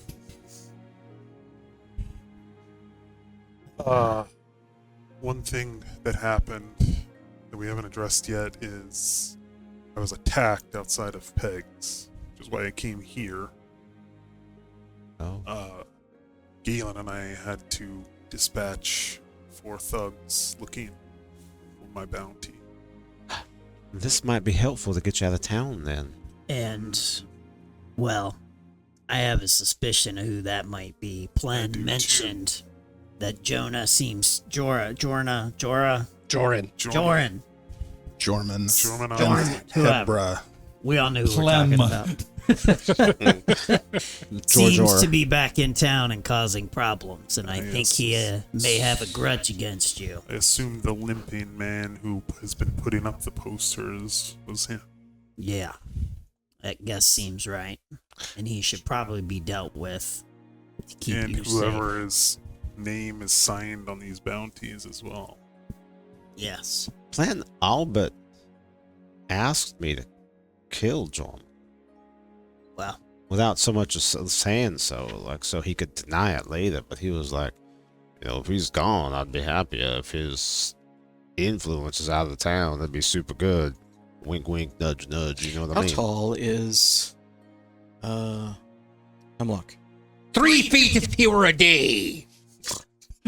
Thanks, Captain. I from want, season yeah, 3. I want the captain to come back here. What was it, Mad Eyes? Uh-huh. Yeah. Mad Bad Eye Eye, comes out. singular. Oh, we killed him though. That's so sad. How tall is Hemlock? Spoilers. Sorry. About 6 feet. 6 feet. Is Yeah. anyone comparable to that to you? I imagine Thawne is. I mean, Yonik's about Yonic. that. A little over 6 feet. Yeah. We just have 2 shorties in the party. Yeah. To that end, marching you out in public is probably not a good idea if you have a bounty. So I would suggest someone of your size wear your familiar cloak and carry your familiar guns. With that secretive talk, the song continues to be chanted outside Hemlock's home. I'm not going to give up my guns, even to you, who I consider all friends. I cannot do that. We can exchange cloaks, though. And that would only put whoever's wearing that in the same danger same that danger. I I accept. can't do that. No, I I'm not going to do insist that. because You were the last person I would Think. put in my cloak. think what better way to uncover what's happening in town than misdirection? Have you be on the lookout. I trust nobody in this group more than you. My bad. Hey. Yeah. Okay. No offense. they have a special bond. I'm going to be You did see my expecting wiener. 6. Again, Special. I suggest wearing the cloak, that I should wear the cloak. I'm approximate size and build to you. Why would I put you in danger over myself? You would be a very specific target. And if someone else was going to act that way, I'd rather have that firepower brought to bear than injured in the middle of the crowd. Speaking of injuries, I look at Yonic. I'm a little banged up here. Indeed, we can take care Thawne of that. deftly removes your cloak, swabs a little bit of blood on the outside of the cloak, and begins to take his off to swap with yours. This will be an effective ruse. I have high doubts, but if you say so. You know, if you Thawne want- begins to adapt a limp as well to his movement. And like a totally wacky face. The illusion is now complete. Yeah. Just I'm he a just, Hemlock. he just draws he draws the hood low. He does white to face approximate. Yeah. because he's so pale. That's right. gun, bang, bang. Brandon Lee from The Crow. Yannick will do lay on hands for Lower. I'm sorry, I said I was done. for I'm so Hemlock. sorry. And at the new level, it's heightened up to 18 hit points. Oh, it's heightened up. I am sorry. That is the last one. It won't be the last one, It folks, will not. because I still got mine. The place in Thave. What was its name that Calienveroe spoke of? It's the city Trevorn. How far is that from here? You seem to recognize it. Well, for you, For us. about 3 days. He says I would have said 7. incorrectly. I'll help out. Well, let's see. that is for them. He's trying to do the. All right, that's about 2 from Tabonry to Edlin home. I'd say 2 from Tabonry to Edlin home. So 1, 2, 3, 4. Accurate measurements. Yeah. I'd say, what did I just say? 2, 4. 4, 6. A week I said 7 That's days. on foot. on foot with of someone knowing where the hell they're going and cutting through the Fenmora woods. It would be 9 days going around, and then 2.5 weeks to be very safe to take the road to Mirskan and then south, the trade routes. I believe she said 2 weeks. We would have to be there. It either happened last spring or it's gonna happen in 2 weeks. Yeah. Well, since we can't be there last spring, No, what? we're gonna have to Oh. make it within 2 weeks. If we went to the right place in hell, we might be able to. I think But we can't count on that. that ship is Yeah. probably sailed. I don't want any more That was ships. a good one. Yeah, thank you. You see a quiver from Galen. So,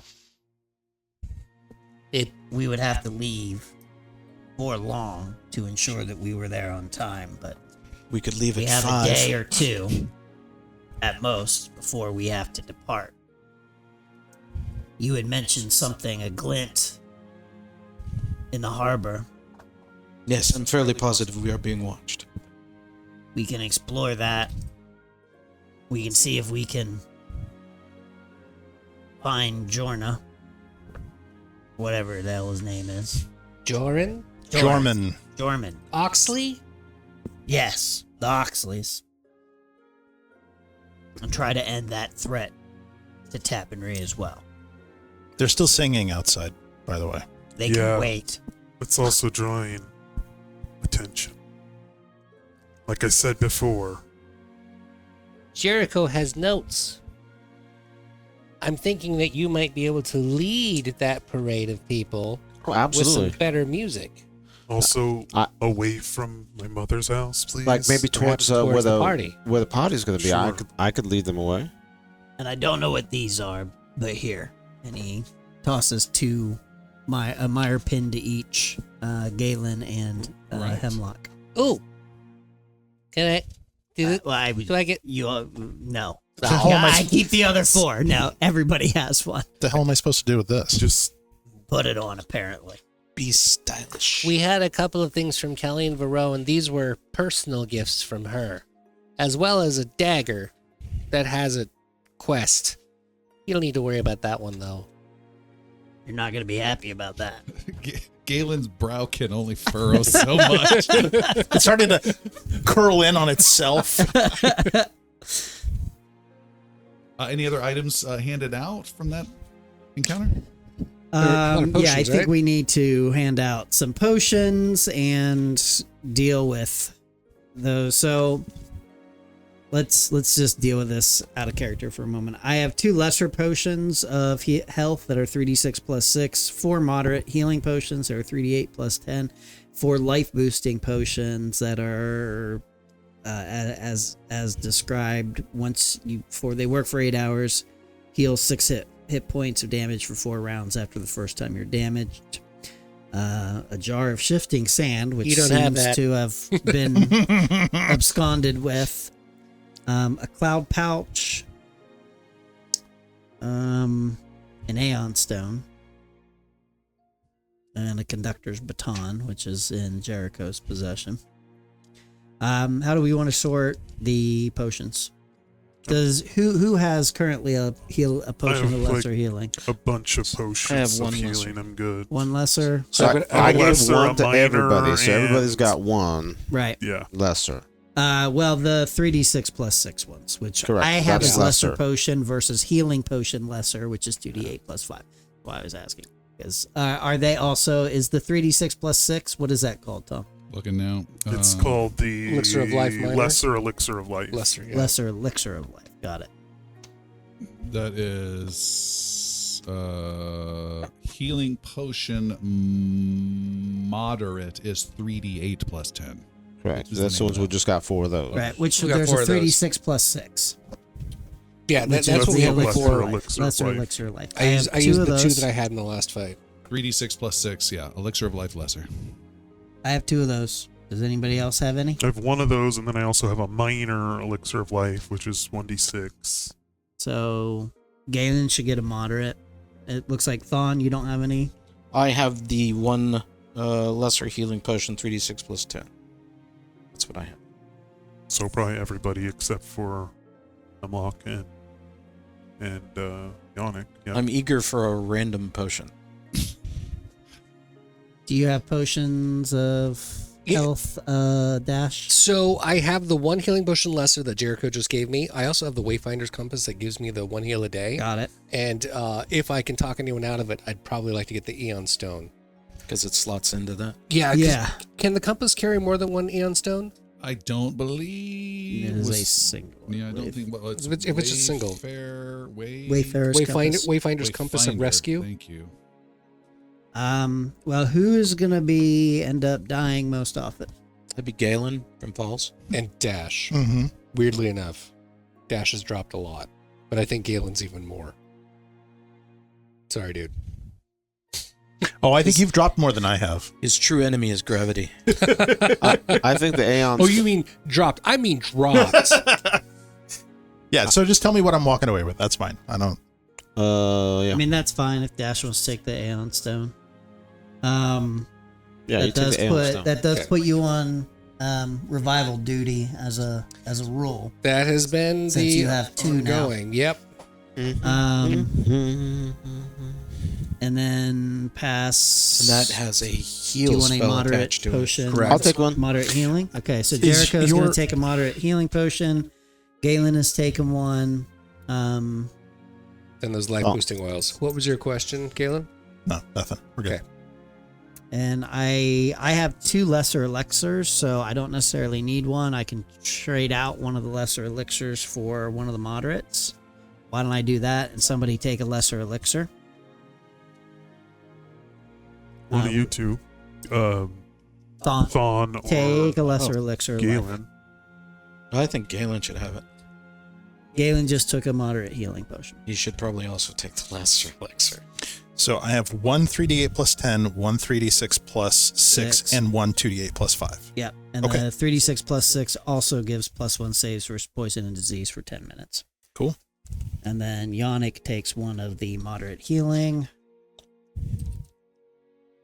Or for just mix them all 3d8 together plus- and do 10d10 There plus you go. 10 plus doom. I think the life boosting oils should definitely go to Galen, Hemlock, Yannick, and Jericho. That's fair. Thon and Dash tend to stay in the background enough that we don't take direct hits, except for those times that I do. Only when dealing with cave trolls. Life boosting oil. So with the Wayfinder, we're going to house rule. You can have a Wayfinder, and you can have as many Aeon Stones in it that you want, but only one can be slotted in to the middle section of it, and that's where you get the interactable ability, the heal benefit, the side benefit. Okay. So you can have the others, so you don't have to have them circling around your head looking way out of place. But you can only have one to get the additional benefit. So the one was dying increase. You can just have that off to the side. But Yep. if you also want the heal, you have to have it slotted. There's only one slot. Okay. You have infinite around it. And if you invest in the Wayfinder, which assuming you would, the Wayfinder and the slotted count as one to the 10 limit. Oh, got it. Okay, got it. Thank you. So Cloud pouch. on that clarification, because the Wayfinder's Compass itself has a level 1 heal per day, if I slotted the Stone of Delaying in with it, but it also has a level 1, I would have You two have level 1s. Two level ones. +2 for Okay, great. conceal. I'm going to go ahead and do that. Okay. And leave the And I can Jericho. also Aeon What? Stone of Grappling. Or- be right next to him. So the cloud pouch is the final thing, and it sounds like probably either Thon or Jericho, in my opinion. I don't want All right. Cloud pouch? Yeah. Got So that Great is mist. the it. But yeah, mist. ranged person be able to shoot out of that. It's probably very advantageous. Can you see out of the mist to attack, Oh, or do you you take a could, penalty? though. No. Or if, But you Yeah. can do it up to No. 10 feet away from you as well, so it could, Obscuring and yeah. Yeah, okay. You know. or if you Just gave, keep covering Hemlock. or if you gave him, Or Stay safe. run I can't out, say. Run out. or if you gave Get something Thon off, come back that, in. Yeah. that thing, because he's got the You got mist that pouch, he too. could be shooting out of Absolutely. hidden conditions. You know what? That's a great one idea. per day thing. Mm-hmm. Once a day, yeah. Thon, Jericho, Dash is going to give you the headband of clouds that allows you to see through mist. There you go. Are you serious? Yep. Oh my There you god. So now you can mist and then see out of it. Chris Yes. is like, didn't think of that, did you? And no, I didn't. So now you put that on, drop the mist around yourself. Yeah. You Wonder are why the obscured, hell but you arrows can are see out of flying it. out and killing people. That's beautiful. Oh no, he cast cloud of arrows again. So No. you get your sniper cloud, I love it. and then just out of it. And it Laugh can at move with them Hemlock. too as Yeah, he but it- sustains it. Yeah, we just had the discussion of trolls throwing boulders. They're just going to lob into the mist and wait for the squish. I mean, they'll be disadvantaged. Yes. All right, so we have sorted gear. Everybody has a Meyer pin. Everybody has potions. We have moved. And The I'll room is mention. tracking. Oh, and I was visiting my friend, you guys, Willow, who made a bunch of these healing potions, and super cheap. She gave me this bag of potions. I don't know what any of them do. They're like leftovers that she has. What was the name of the school from the last season? It's just a bag that just has that name. Shoot, Class of 2346. I forget. What was the name of the school? Tom? I can't remember. Yeah, I don't remember offhand. So anyway, I got 8 of them. I got them super cheap, and so they might like give you fire breath on somebody, or they might make your weenie fall off. I don't know. Can I take a look at those? Perhaps as Galen we travel asks. over the next few days, we can Yeah. identify Later, that. we got a party to go to tonight. I'm going to drink one now. I have a ceremony that I'll be attending at Carahel. So, Tom, in the downtime, Galen will be periodically working to identify All these. right. You All will right. not be in attendance. I will not. And I let Plem know that too.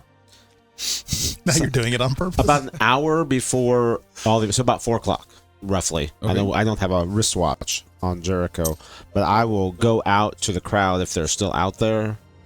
Oh no, and- Hemlock wants you to get him away. Like, Yeah, well, as soon actually, as possible. what time is it now? ASAP. Sometime between noon and 5, whatever you guys want. Because we can travel to the dock to see if we can find the glinting light, and Okay. maybe also Okay. see if we can find our Nichols fellow. Yeah. So maybe Jericho, you can All right. lead them away, and then, I'll go do that right now. and then once you're able to extricate yourself, Um, lead us I by am the dock. I'm the 4th sneakiest person in this party. I can do that. Do we know where the Double Tan warehouse is? Galen, You do. you look like you had a thought. What time is it right now? Between 1:37. 1 and 4. 1 o'clock. It's 1 o'clock. We Okay. have a couple hours. We can make it to the dock, maybe. Does that sound like a good idea to everybody? Tremendous. Yeah. Well, I won't. I'll be playing the Don't Pied necessarily have to Piper give us more information. I'd like But to visit the Oxley you'll meet us residence. if I can.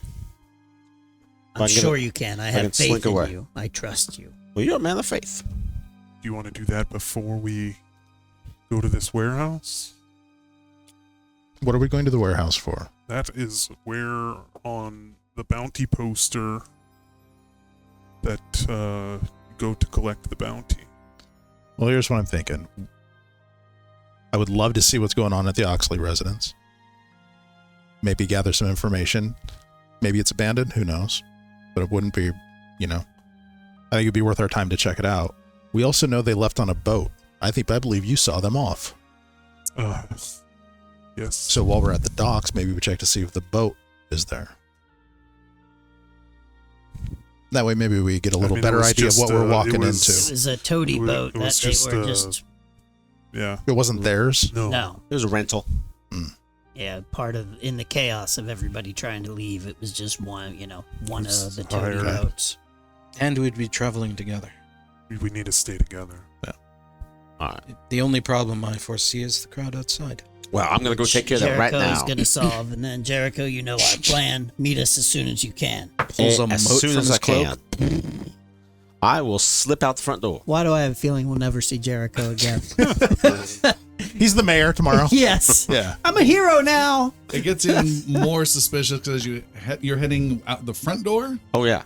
Then you are greeted by 10 people that are sitting there with tambourines and some crude loot and they're singing and they're laughing and they cheer when they see you, almost like those did at the Manson compound. Well, that makes me even happier. Cult leader Jericho. And they're excited. Ah, there's one of them. I'm gonna find a little something to climb up on because I'm short, so I can see everybody. I'm just gonna be so excited to have you all here. You need to hear the story about what we all did, and it's all gonna be told because the mayor is throwing us all a party. So my whole group is all heading down to the new wall because we are the heroes of the new wall, and the mayor plan. That rapscallion that he is throwing us a party that's supposed to be starting. So we're gonna head down there. So guys, How rapscallion is he? scale of 1 to 10, he's a whole positive integer. And I'm gonna just start strumming and kind of like free verse, telling them the story of just around the edges of what happened. Free verse. And Come on. and Low-hanging said, fruit. "Party at the new wall," and start like trying to lead them off. You lead them off successfully. They are excited and follow you along and are singing a song or trying to join you terribly in whatever song you're singing, and you lead them away like mice in a fairy tale. I just rolled my own performance check, just for my own self. All right. And so it gets quieter and quieter and quieter. Sounds like we're to head to the Oxleys. Quickly. Yes. We do need to be cautious. Tom. That's me. Yeah. Did we figure out how Quiet Allies works? Yes. By that I mean no. Okay. Do you want to house rule it right now? Sure, you'll give a +1 to everybody. Cool. Suggest you allow me to take the lead and let's be as stealthy as we can as we make our way through the city. Proceed. It's a Works good for idea. me. Thon goes first. I was going to say that. That's what I was waiting for. Son of a bitch. You don't want to follow the expert and get a +1? If you're saying you're the expert, I will follow. Okay. Yana goes first. Technically, Jericho went first. All right, Galen, you take the lead. You start making your way alleyways, backways, as much as possible. backways. All right, you're heading to the Oxley home, the former Oxley home on the other side of town. Is that in the same direction as the docks or opposite direction? It's north, docks are northwest. Okay, great. That works. Okay. And you head there. Go ahead and not make a roll. Ooh, nice job. Tricky. And tell me what your stealth or society is, whichever you would like to use. I think that'll definitely be stealth. So with the bonus, it's a 12. Without it, it's an 11. Okay. All right. You maneuver the group. Thon is giving him pointers. Hit a back-to-back seat stealther. You go from alleyway to alleyway, that's starting to sound weird, alleyway, and cross streets when no one's watching. There's activity. You even hear a couple people excited about a stage being erected on the new wall. Erected? Yes. I said I was done. And you maneuver through, you take the alleys. Some of them seem kind of marked in the intersections, but you move on past that and head north. Marked in what way? Special stains on the ground with H's. You make your way north to a couple of houses that are a little nicer with some big walls, and you approach the former manor of the Oxleys and see that there is the gate. It is closed, and there is a guard leaning up against it as well. Doesn't appear to be unoccupied. It's been a long time. It could be anybody. What's the state of the interior looking? Is it is the guard guarding it because it's an abandoned estate, or? You can just see the courtyard and then the front of the house itself. It all looks in okay condition. I'll approach the guard at the front All right. gate. He hears you coming and slowly turns around. Hey, old friend. So sorry for the interruption. Just got into town. Old friends of the Oxleys. Haven't seen them in ages. Are they here? Can we see them? He says, who are you? Oh, my name's Verenn, and we just, I know Jorman back from the trade guilds, and when he was making his wealth with, as a merchant, and just wanted to check in on an old friend. Make a deception +1.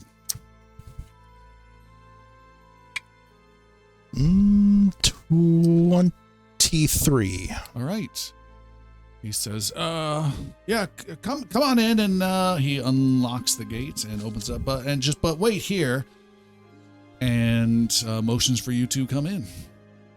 As he does so, another guard comes sprinting out of a shack off to the side that you couldn't see from that angle on near the courtyard, and he comes over and is quickly putting his little armored vest on and says, wait, no, not that one, no.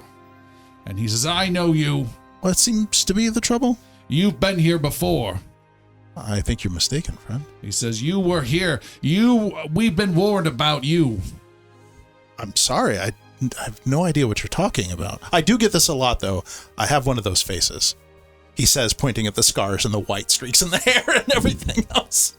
Make a deception -4 roll, please. Okay. 16. He stops and says, all right, it's probably someone else. You whisper to the guard. Where'd you find him? He says, sorry, I'm jumpy. It's been a lot of frustration going on. Nothing troubling our friends, the Oxleys. He said, what did you want? Why did you let him in here? He says he's friends. He says, all right, come with me. And, no, you stay at the gate, he says, pointing to the first guard. And you come with me. Right. We stay here. You go. The first guard goes back with. And he takes you towards the manor. Yeah, it's been long hours. You ever do any guarding? It's just on and nothing happens. Tell me about it. That's one of my first jobs. Oh, you just stand there most of the time. Yeah, and you can't get your sleep in right because they're always going to be walking by and checking on you. Yeah. Well, and then there's always some big to-do. There's a party being thrown, or you got some special delivery and nobody tells you that they're going to arrive. And you talk about party. Oh? We had a party last season. It went, let me just say, it went wrong. Oh. Do tell. People were killed. What? Were you a guard at the time? I was. That's what I was saying. You kind of look like one of the guys. Oh, wow. But they kept you on. He opens up the door and comes in. Yeah, I was surprised about that too. Wow. They must really value you. You must be good at what you do. You should take pride in that. He beams, cocks his head slightly. He takes you. I should get more pay. Well, it's this place. He takes you inside the manor. It is as we're walking in. I just anything of note happened lately? I mean, it sounds like it was crazy then. Has things calmed down since? Yeah, things calmed down, but today apparently there's some sketchy dude who's out for Jorman. And Jorman's been worried about him for some time. Apparently, he's come back in town today. Word's gotten back. Well, you know Jorman. He got up to some things back in the day, maybe. Yeah, but I mean, after all the murders, they're a little worried. He goes inside. It is quieter inside. You've been here before. There were more bodies on the ground when you last left here. It is quiet. It is darkened. You can see a couple lamps, and it's still in the middle of the day, but they have the windows, shades drawn, and everything. There are a couple lamps upstairs. There are not a bunch of servants. There's not music. There's not lights or anything like that. Is it just Galen, or is it all of us? Just Galen. Yeah. Hemlock wants to stealth his way around to the back, staying in some shadows. Okay.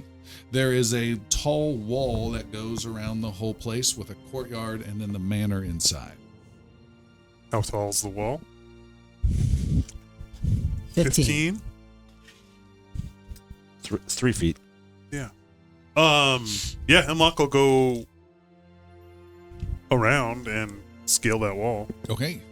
Hemlock goes around, looks left, looks right, and then scales the wall, climbs over, and drops down in some bushes on the other side. Make a stealth roll, 16. 29. Okay. And you land without a sound far away from the first guard at the gate. You are inside, and the second guard says, wait here, I'll go see if Jorman's ready. And where am I in the house? You're just in the foyer. Okay. And he walks around and goes upstairs, takes the stairs up. Is there anywhere nearby where I can be at least partially hidden and still be able to see the direction the guard will be coming back from? Sure. Then I will do that. All right, there's a little side room you go into, and it's some sort of lounge area off to the side. Yannick is being as inconspicuous as he can near the Clonk, front clonk, gate. Yeah. Bashard. Shard in hand, just kind of milling about by the front gate, getting a battle plan ready for when he hears the disturbance inside. All right. And I have a hero point that needs to be given out by Derek Artek. Who gets it? Who? All right. Alan gets it. That's me. All right. Okay. The guard goes upstairs. You hear him distantly having some sort of conversation. And after a few moments, you see up above on the balcony because the second floor has this railing goes all the way around with the middle section that's missing. You see Jorman appear. He looks quite moist and throwing a robe over himself. And is tying the robe around him and says, well, I don't know who this is. I wasn't expecting anyone at all. I thought I told you not to let anyone in today. No, he's an old, I recognize him. He's been here before. Well, this better be right. I need my special time. And he comes down, you notice limping, across the balcony and makes his way down the stairs. And makes his way towards the foyer, and you are not in the foyer. As soon as he gets close enough, I would say within, 20 feet. Okay. I'll just casually stroll out. All right. And towards him. You casually stroll out, and he stops and says, you? No, not him. Not him. He's with the other one. And he pushes the guard forward, who stumbles awkwardly towards you. And I glare at the guard and I say, you don't want to be here for this. And that will be a quick coercion to tell him to leave. Make a intimidation +1. +2. +2. 15 plus 14 is 29. He runs as fast as he can, his sword drawn. He drops at your feet, and it clatters, and he runs, leaving the door wide open. Ah! And Jorman is doing what? He is backing away, cinching his robe tighter. I'm walking him down. Okay. You get close. He says, help! I need help here! Why did you go? I'm going to back him up against the stairs. Okay. You back him up, so he's stumbling backwards up to the stairs. Okay. Sword out, point at throat. Shh, fingers to lips. Be very quiet. And I'll yell out, Dawn, Yannick, Hemlock, come in at your leisure. As you do so, Hemlock is right there at the front door as he has already scaled the wall. What would you like to do, Hemlock? Believe I told you, you sack of shit, what would happen if I ever saw you again. No. What business do you have coming back to this city? I'm causing no trouble whatsoever. This is my home. You are not invited here. You have broken into my home. This is against the law. The door was wide open. I will call for help if you do not leave. And you will be in a great deal of trouble. I have connections in this city. I don't think you have very many connections in this city left. This is your final warning.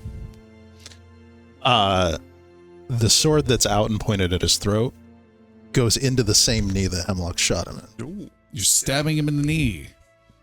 I told you to be quiet. All right. I was previously wounded, if I understood it right. Yes. Yeah. Yep.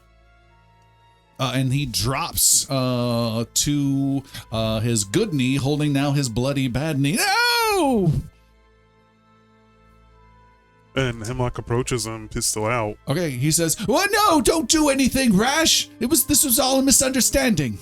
How is it a misunderstanding? Whatever you think you know is wrong."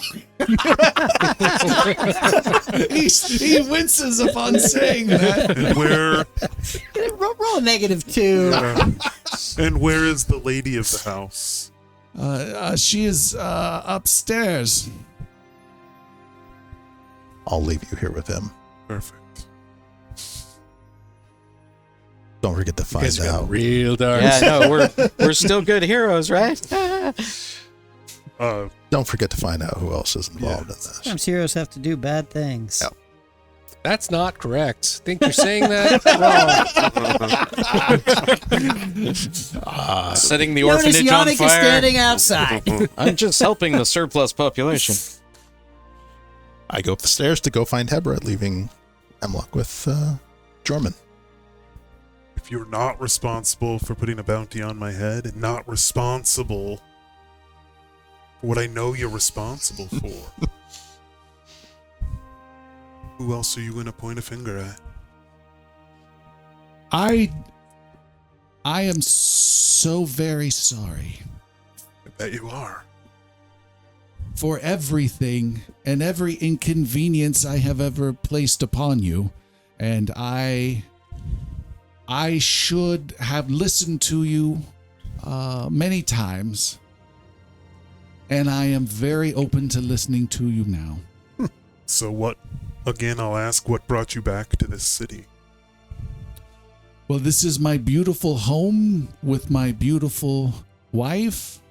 He glances behind you every now and again, but no one else is coming to the door to his rescue. And this is my beautiful town, and it's time to rebuild. There's change happening in Tabonry, and the Oxleys want to be a part of that. I let you go. Please let us be a part of I that. let you go once. Why should I let you go again? See, I thought you had left. And then that meant I could come back. Is that what I said when I shot your knee on that dock? Well, That if I left, you could Yeah. come back? Oh. I believe I told you to never come back to this city. sometimes my recollection is not all there. Much like my right kneecap. So, Which is bleeding quite profusely right now. so I think we have an understanding where I am so very sorry, and me and my wife, not the two fired guards outside, will go away somewhere else. I hear Mirskan has a lovely winter coming. I believe you said that the same. That's what you said last time. I had a gun pointed to your head. But this time I truly mean it. I don't believe you. But that is... Why that is- would you put a bounty on my head?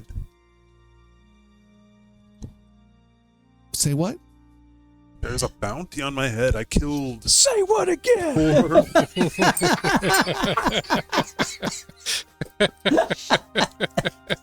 My friend upstairs and I killed 4 thugs earlier who tried to take that bounty on me. And I heard you are the one putting up the posters, even though your name is not on those posters. Oh. Upstairs, Galen, you check a door. Most of the rooms are empty and dark. You open a door, and shunk, a crossbow bolt is blasted at you and hits the wall like 5 feet away from you. And you see the lady of the house is standing in a bedroom and has a fired crossbow. And It wasn't mine. she is a middle-aged woman, dressed in a casual robe. She's got some decanter of wine and a glass next to it on her bedroom.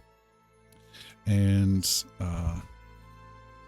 she says, "What do you want? Get out of here!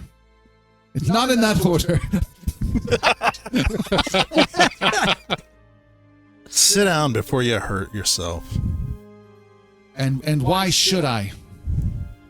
Do you see the situation you're in? Sit down.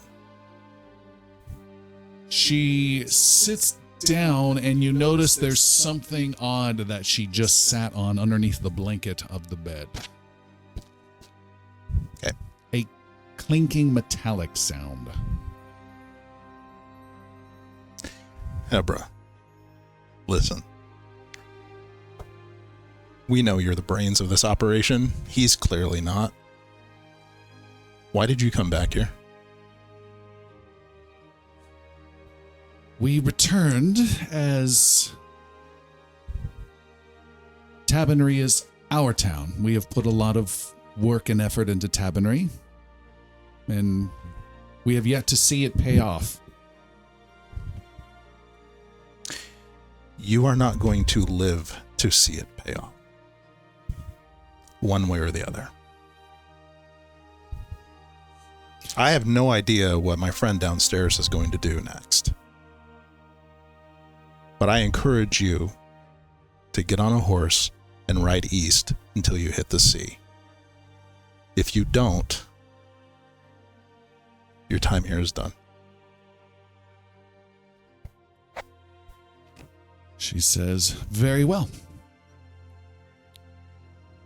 Would you give me a moment to get dressed and prepare?" I will after you move off of whatever you sat on just now. She winces and stands up and goes over to a wardrobe and starts getting some dresses out and putting them into some bags. And what's on the bed? It's a blanketed heavy quilt. And Galen pulls it back. You see tons of gold there. Lots and lots of coins. And you can see she was trying to organize and count. Oh, Quick estimate. What am I looking at here? Probably about 500 gold. And how much platinum was given by the Oxleys to Plen previously? I can't recall. First platinum? It was about 100. 500. It was 100. It was 100. 100 platinum. And we 100 got rid platinum. of 97 of them. Which was worth how much? It was worth 100? 1,000 gold, yeah. Mm. Metric system. Yeah. Tens and Hemlock, you done yet? Not in the slightest. I'm going to go get a couple of hard-hidden... Yeah. There's 206 bones in the human body. He's got hard-hitting, 204 left. pipe-wielding elves. Gonna get fantasy on his ass.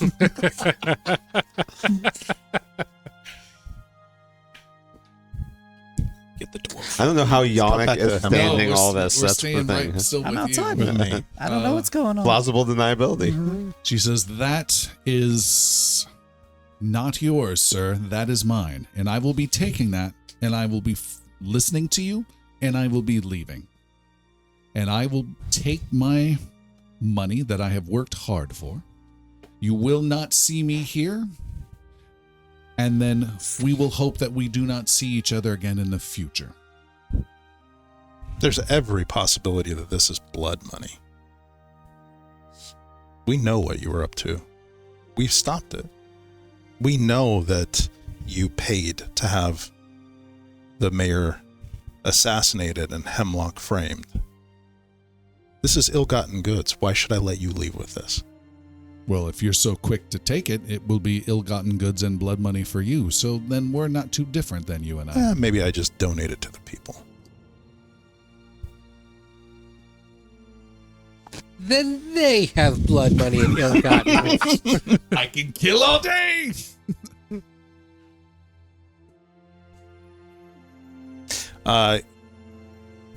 There has to be something that we can work out together. Galen Something- starts rolling all of the gold up in the bedspread. There has to be something we can work out together. I believe we've worked it out already. Your life in exchange. You've got a bunch of fancy vases and statues and whatever else around here. That'll fetch you enough traveling money. You've caused this town enough trouble. This is your payment. And I walk out with the gold. She glares at you, and you walk out with the gold. You walk out, you walk by Hemlock. What are you doing with Hemlock? Ooh, Not Hemlock. Not what, Galen. Are you doing anything? You're just walking past Hemlock. Oh, I'll pause. Okay. I want to see how this plays out. All right. You pause. So you had something there? Jorman, I love the city, and you are a blight upon it. You and your devil wife. So I have a deal for you. You confess your crimes, and you live. Or you die right here, right now, choking on your blood.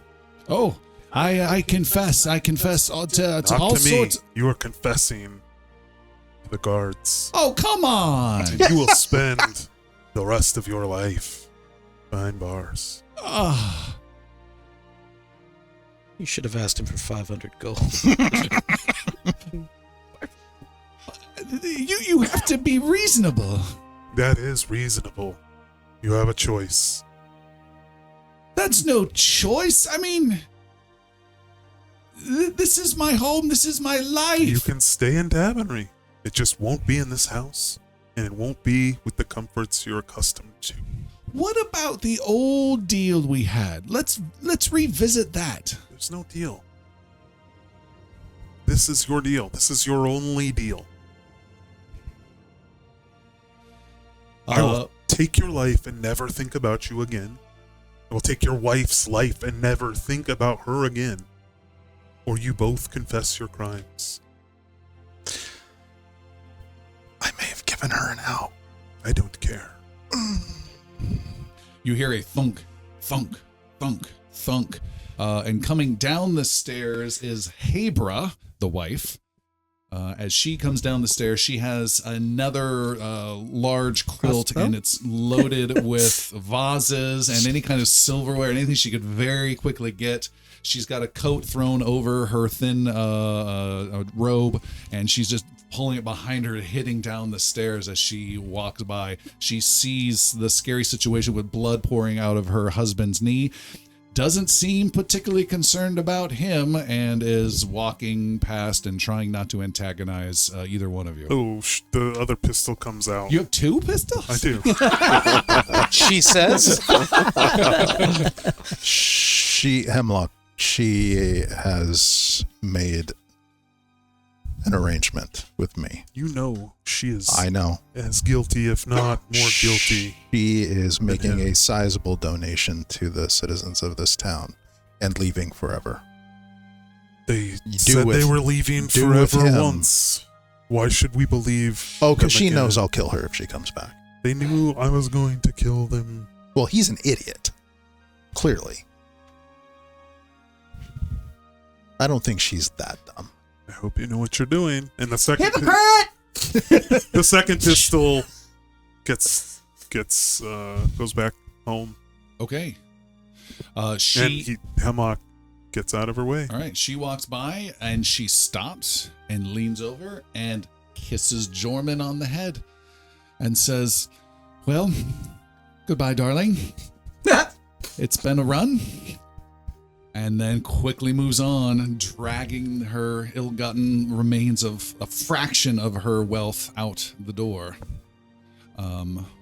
Jorman then looks down at the floor, quite sad. and heartbroken and crushed. Yes. He then looks up at you, Hemlock. All right. I'm only going to say this once. You listen here, you shit. Do you even think of causing me any trouble like this? Boom!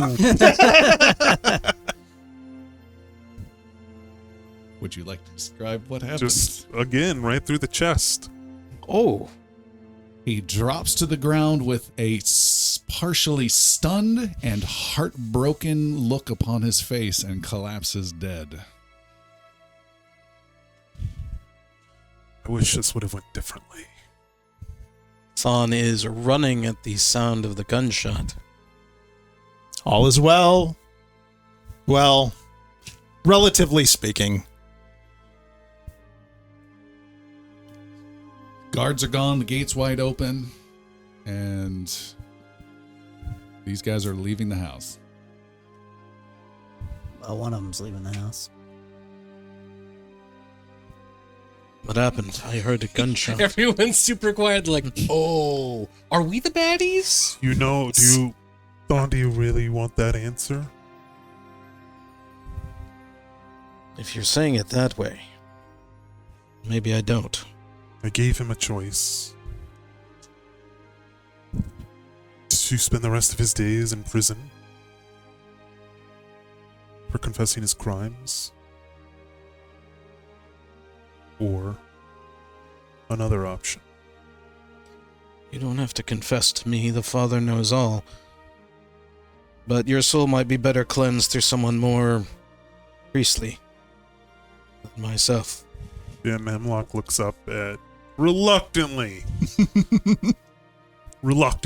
looks up at Yannick. We have other business to attend to this day. And Yannick walks away. Hey. As got it. no rights are being given, Thon will place a quick blessing of sorts to the departed Jorman. Okay. All right. Before we leave, Galen dips one piece of gold in Jorman's blood. And just carries it until it dries, and we'll put that in a pocket. All right. It is getting towards 5 o'clock-ish, unless you guys have other business to attend. And Yannick, where are you headed? I'm going to go cleanse my sins at the Temple of Karael. Okay. Just And the 5 of you, where are you headed? Jericho found the cotton candy at the wall. Oh, yes. It's just the fair is going on there. There is a stage that has been quickly erected, a big, wide, long stage, not particularly sturdy since it's being fastly crafted. Banners are being hung, colored banners, some flowers. There are a paid little troubadour group that's being set up, a couple horn players that are Any there. flautists? No flautists, I'm afraid. And there's a crowd already gathering of about 30, 40 people.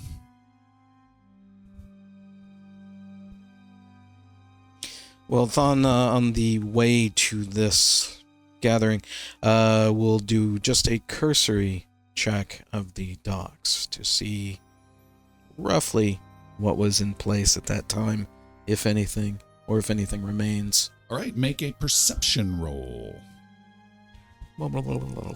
Perception. Since we switched cloaks, Hemlock will be sticking with Thon. Okay.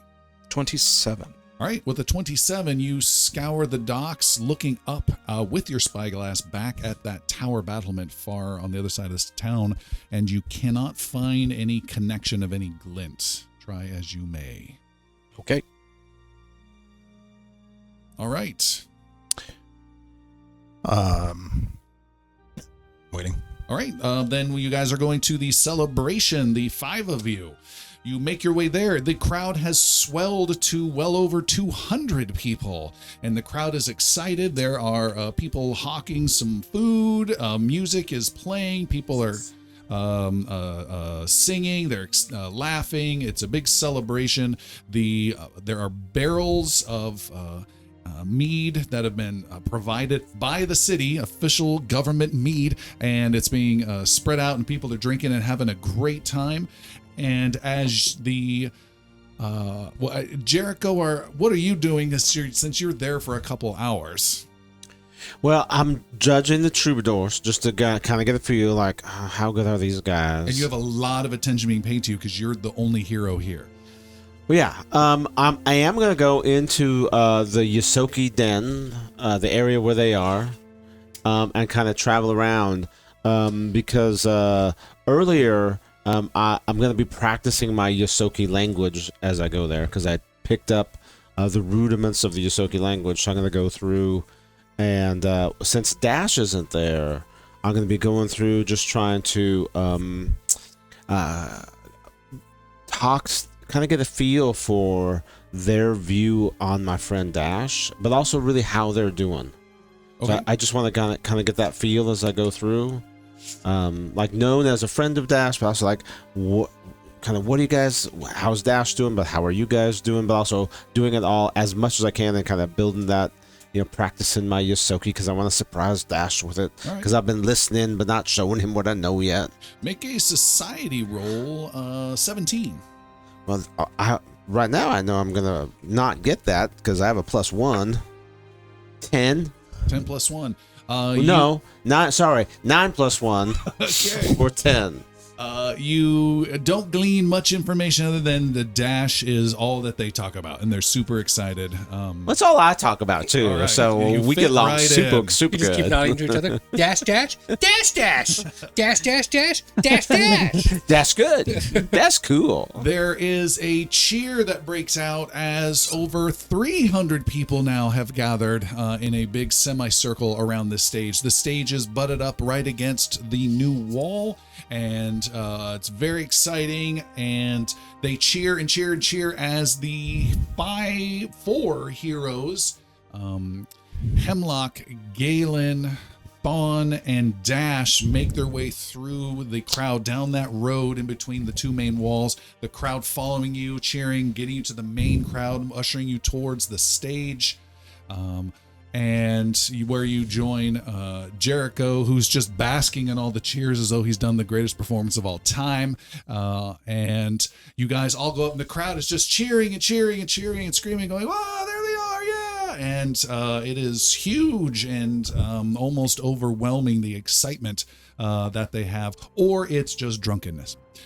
And A little bit of column A, a little bit of column B. cheering continues further out, coming down that road, and you see Mayor Plen and an entourage of guards bringing a chest and some other political type officials with him, and the crowd is cheering him as he comes along as well. He comes up onto the stage, he waves to the audience as they continue to cheer, "Yay!" And he comes over and he shakes the hands of Thawne, of Galen, of Hemlock, of Dash, and Jericho, and then leans over to Dash. "Where's the champion?" He's praying in a temple. He'll probably be here later. "Oh, all right." And he nods, "Okay, I think that was right." And turns around with a big smile to the people and holds out his hands again, and they cheer. As Plen shook Galen's hand, he pressed the blood-covered gold piece into his palm. Okay. And he says, thank you. And he takes it, but doesn't look at it and just pockets it. For now. And he holds out his hands and says, all right. The crowd cheers some more. And he says, all right, stop. And the crowd finally stops playing and ends with some little weird kazoo horn from the troubadours. Jericho wincing. Plen says, thank you all for coming here today. This was an unexpected celebration, but a worthy celebration. Can we get echo to happen now, Derek, for this speech? Reverb. Yeah, Jeremy can do it for you. Yeah, that's It has been a challenging year for Tabonry, but we have overcome. And the crowd cheers like crazy. Yay. They continue to cheer, and then they quiet down and meow from the kazoo thing. It has been a challenging year. We have overcome, and we have built a new wall, a new community for Tabonry. And they cheer again as he points at the ginormous new wall behind you. He says, a lot of blood, sweat, and tears went into this wall to make Tabonry a safer place. A lot of resources, time, money, hard work went into this wall to make Tabonry a safer place. But these 5 heroes that stand before you have done even more to make Tabonry a safer place.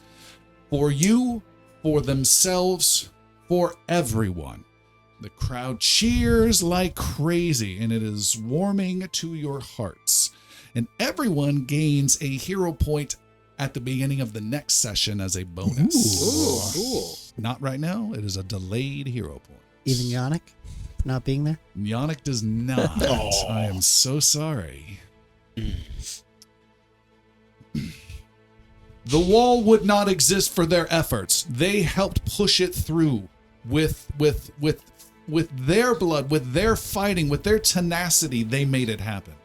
When the giant shadow fell across the city, unleashing horrific demons upon our streets, straight out of legend, these legendary heroes rose up and fought back against them. Some of them falling to protect this city. The crowd cheers a little bit. Yay. Way to go. Troubadour.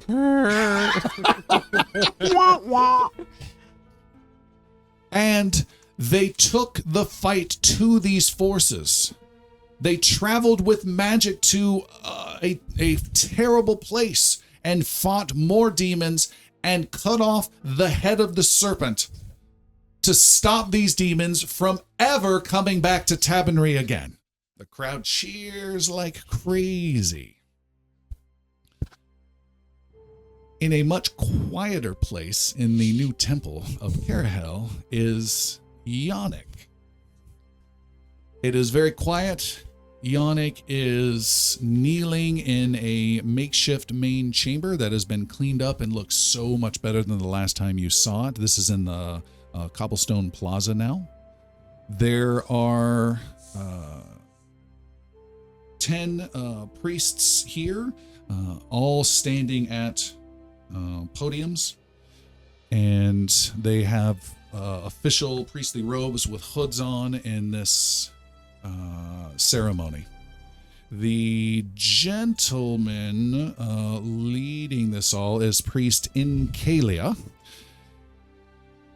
and he says, Yannick, you have followed Carahel's wisdom. We have followed her directions to guide you, and her will was done. You have proven yourself beyond measure to her, beyond measure to the church, and to the people here of Tabonry. You have been a guardian of Carahel, a role that no one else has filled. And you have also stayed true with that role, carving its own path, perhaps for others to follow in your steps, but still staying within the teachings of Carahel. You must now tell us, how have you followed through with the 10th writing of Carahel, the search for innovation? I have worked to solve many mysteries and riddles in the pursuit of those who would do Tabonry and Verenn harm, and have watched and learned from my companions in those pursuits as well. while the priest to his left is writing these words down in a book to be forever written, forever remembered. How have you followed the humility in learning? In this, I struggle and still strive to better myself. Another priest writes, how have you followed the encouragement of curiosity? I have sought answers and asked many questions of my companions, though I wish to encourage them more and do better to understand their motivations and desires. The value of truth. I have worked to be honest with my companions, with those we've dealt with, and most importantly, with myself. The strength of justice. I have seen those with power and sway over the city enabling wickedness and agents seeking harm. I have worked to guide my companions to battle and fight these forces. The protection of innocence. I have worked to protect the citizens of Tabonry, especially those within the new wall, looking to their safety and hoping to help them thrive. The spreading of enlightenment. I have spoken of Carahel when I can, sought others to seek her wisdom. In this I have tried to be an example of solidness and work to improve my own knowledge as I am still learning in her light. The preservation of wisdom.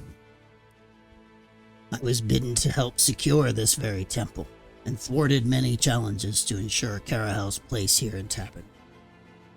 He dips his quill in his ink pot and goes to his book.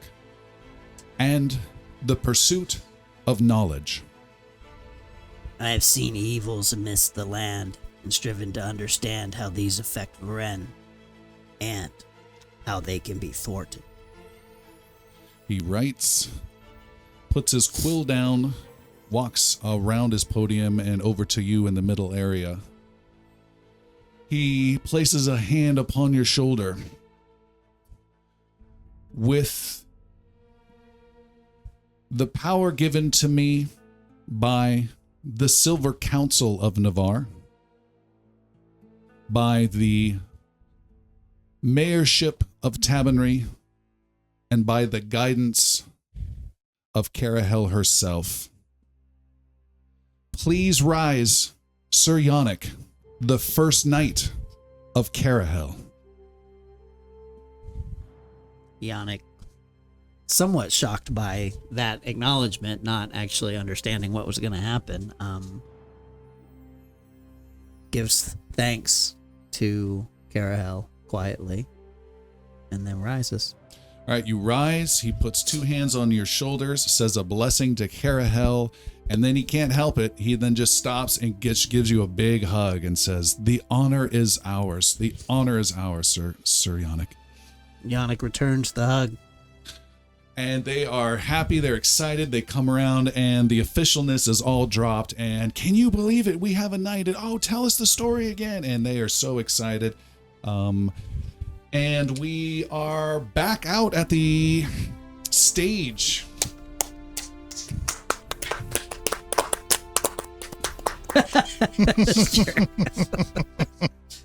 We are back out at the stage for the ceremony with the other 5 heroes.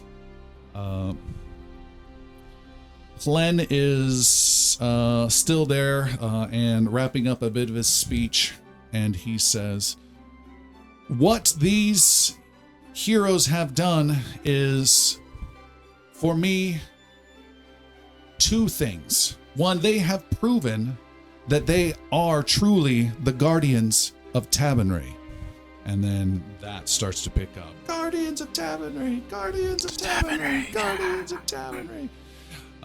He raises his hands. The other thing they have done is they have provided safety and guardianship that has now given Tabonry a safe place to grow, a safe place to call home, a safe place for it to become the city it should be. And I, with their guidance, am committing to this an effort and he holds out a hand and apparently has invited Nems, the elderly Yosoki, who hobbles up the new steps to this wooden stage. I have asked Nems here from the community, and Nems, come to the mic. I feel like there's a microphone because there's one in front of my face. Dunk, dunk, dunk. He says, Nems, come up, please. Thank you. And he puts an arm around Nems, who seems very uncomfortable by the public spectacle of this. I know, right? And Nems looks over at Dash to see if it's okay, and Dash gives him a thumbs up. He says, to you, Nems, you have guided not only your people here in Yosoki through challenging times, but you have helped guide the others outside here with in the new wall. It has been a tough journey for you and your people and the others here in New Wall to get here and to thrive here. And today, that ends. Today, Nems, I ask that you get together with other leaders here within the New Wall community and decide how you will best spend this donation from the city and on behalf of the Guardians of Tabonry of 10,000 gold to support the community in whatever way, Nems, you and your leaders see fit. Oh.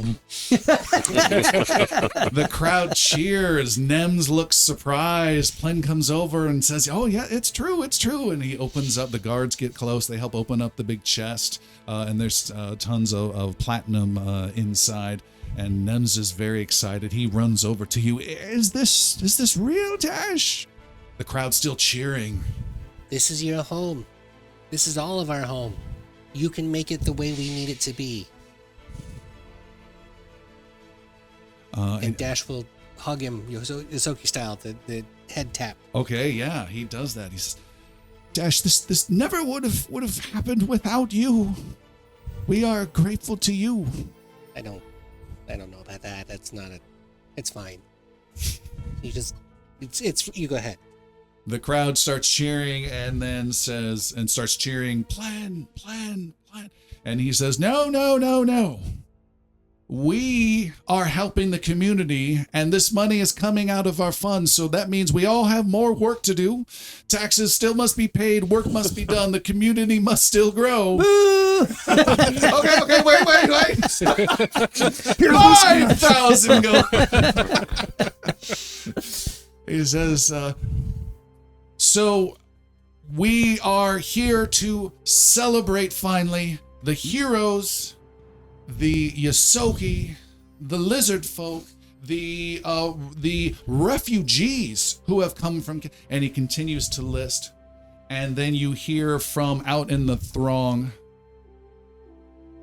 lie! Belted out. And the crowd and Plen go quiet and look. And you see stepping out from the crowd into a clearer spot in the middle stands Captain Verenn. He says, I am Captain Verenn of the city guard, and I do not dispute that there are heroes on this stage. But amongst these heroes, there is a liar and coward among them. And the crowd goes deathly. Thawne steps off stage. There's a meek little man right there, and he points at Galen. Galen Geist, who hides among heroes, true heroes, when he is far from one. Galen is a deserter who breaks his oaths and leaves his brothers behind, and he spits on the ground. A boy in a man's body. And the mayor says, no. He says, no, I am speaking not just as Captain Verenn. I am speaking man to man to call out this liar once and for all. For he is not only a coward, but he is someone who runs off to abandon his friends and abandon his own wife. He betrays everyone he has ever known. And I call you out, Galen Geist, right here. And he points where he spat. I demand your head today and now. Not as captain of the guard, a role I have served honorably for years, but as a man standing up for the city where no one has. And I will not stand anymore with this glory put upon such a coward, and all the people you have betrayed being betrayed once again. The blood of a coward will spill today. And he takes off his captain cloak and tosses it aside and steps back a bit from the stage. Galen hands the bedroll, bedspread, full of 500 gold to Dash and says, hold on to this. I'll be back for this. And then steps to the edge of the stage and says, your words mean nothing. They ring hollow. In this moment of celebration, you would call attention to yourself in such a vain and disgusting manner. Dash, have I betrayed you? No. Jericho, have I betrayed you? You've been one of the greatest, most sacrificial heroes I've ever met, facing down demons in the pits of hell. Hemlock, have I betrayed you? Hemlock just shakes his head no. Thawne, have I betrayed you? I was not here, man. John.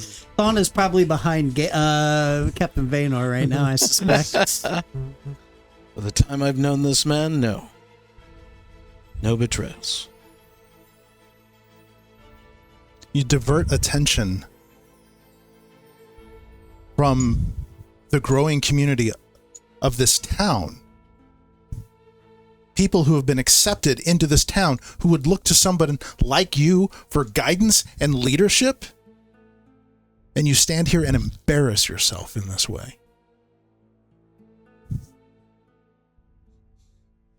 Go home.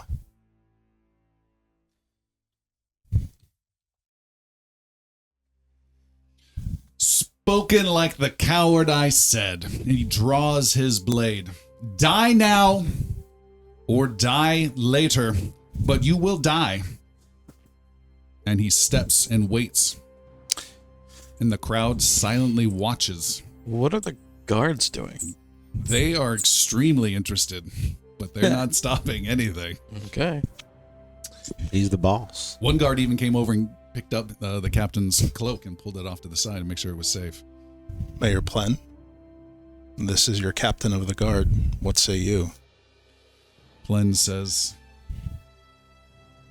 he whispers into your ear, well, you did once ask for the captainship. This is a duel from one man to another, and that is legal. I am not involved. I wish you the best in whatever decision you make. He steps away from you.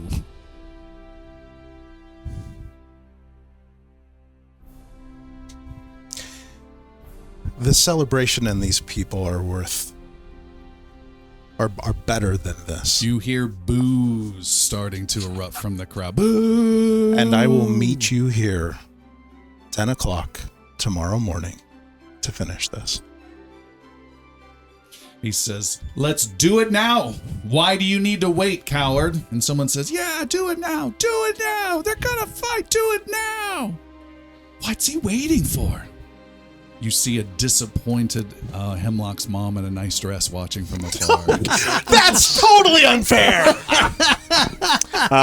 Your mom's bloodthirsty. Jericho will walk up to upstage from you and kind of tap you on the small of your back and just kind of lean down to give you like a little high five and tell you that he can believe in you. And then as he does so, He will cast haste on you. It lasts 1 minute. Hemlock also walks up and puts his hand on your shoulder and just gives you a nod. Get it done. Cash walks up and pats you on the side. Says nothing. Fair enough. I turn expectantly to Thon. We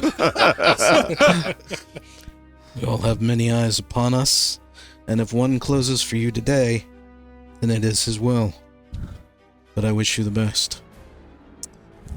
Then let's make haste. And I will stride toward Verenn. You jump off the stage in front of Verenn, draw your blade, and what do you say to him? Well, the first thing I say is, Actually, Thon goes first and says, I got $10. 10. don't hit 20, don't 25. I got 10,000 gold. You're face to face, toe to toe. Everyone's watching. What do you say? Your vanity was always going to be your downfall. He says, and this was always inevitable. And he closes in, and we will stop there for tonight.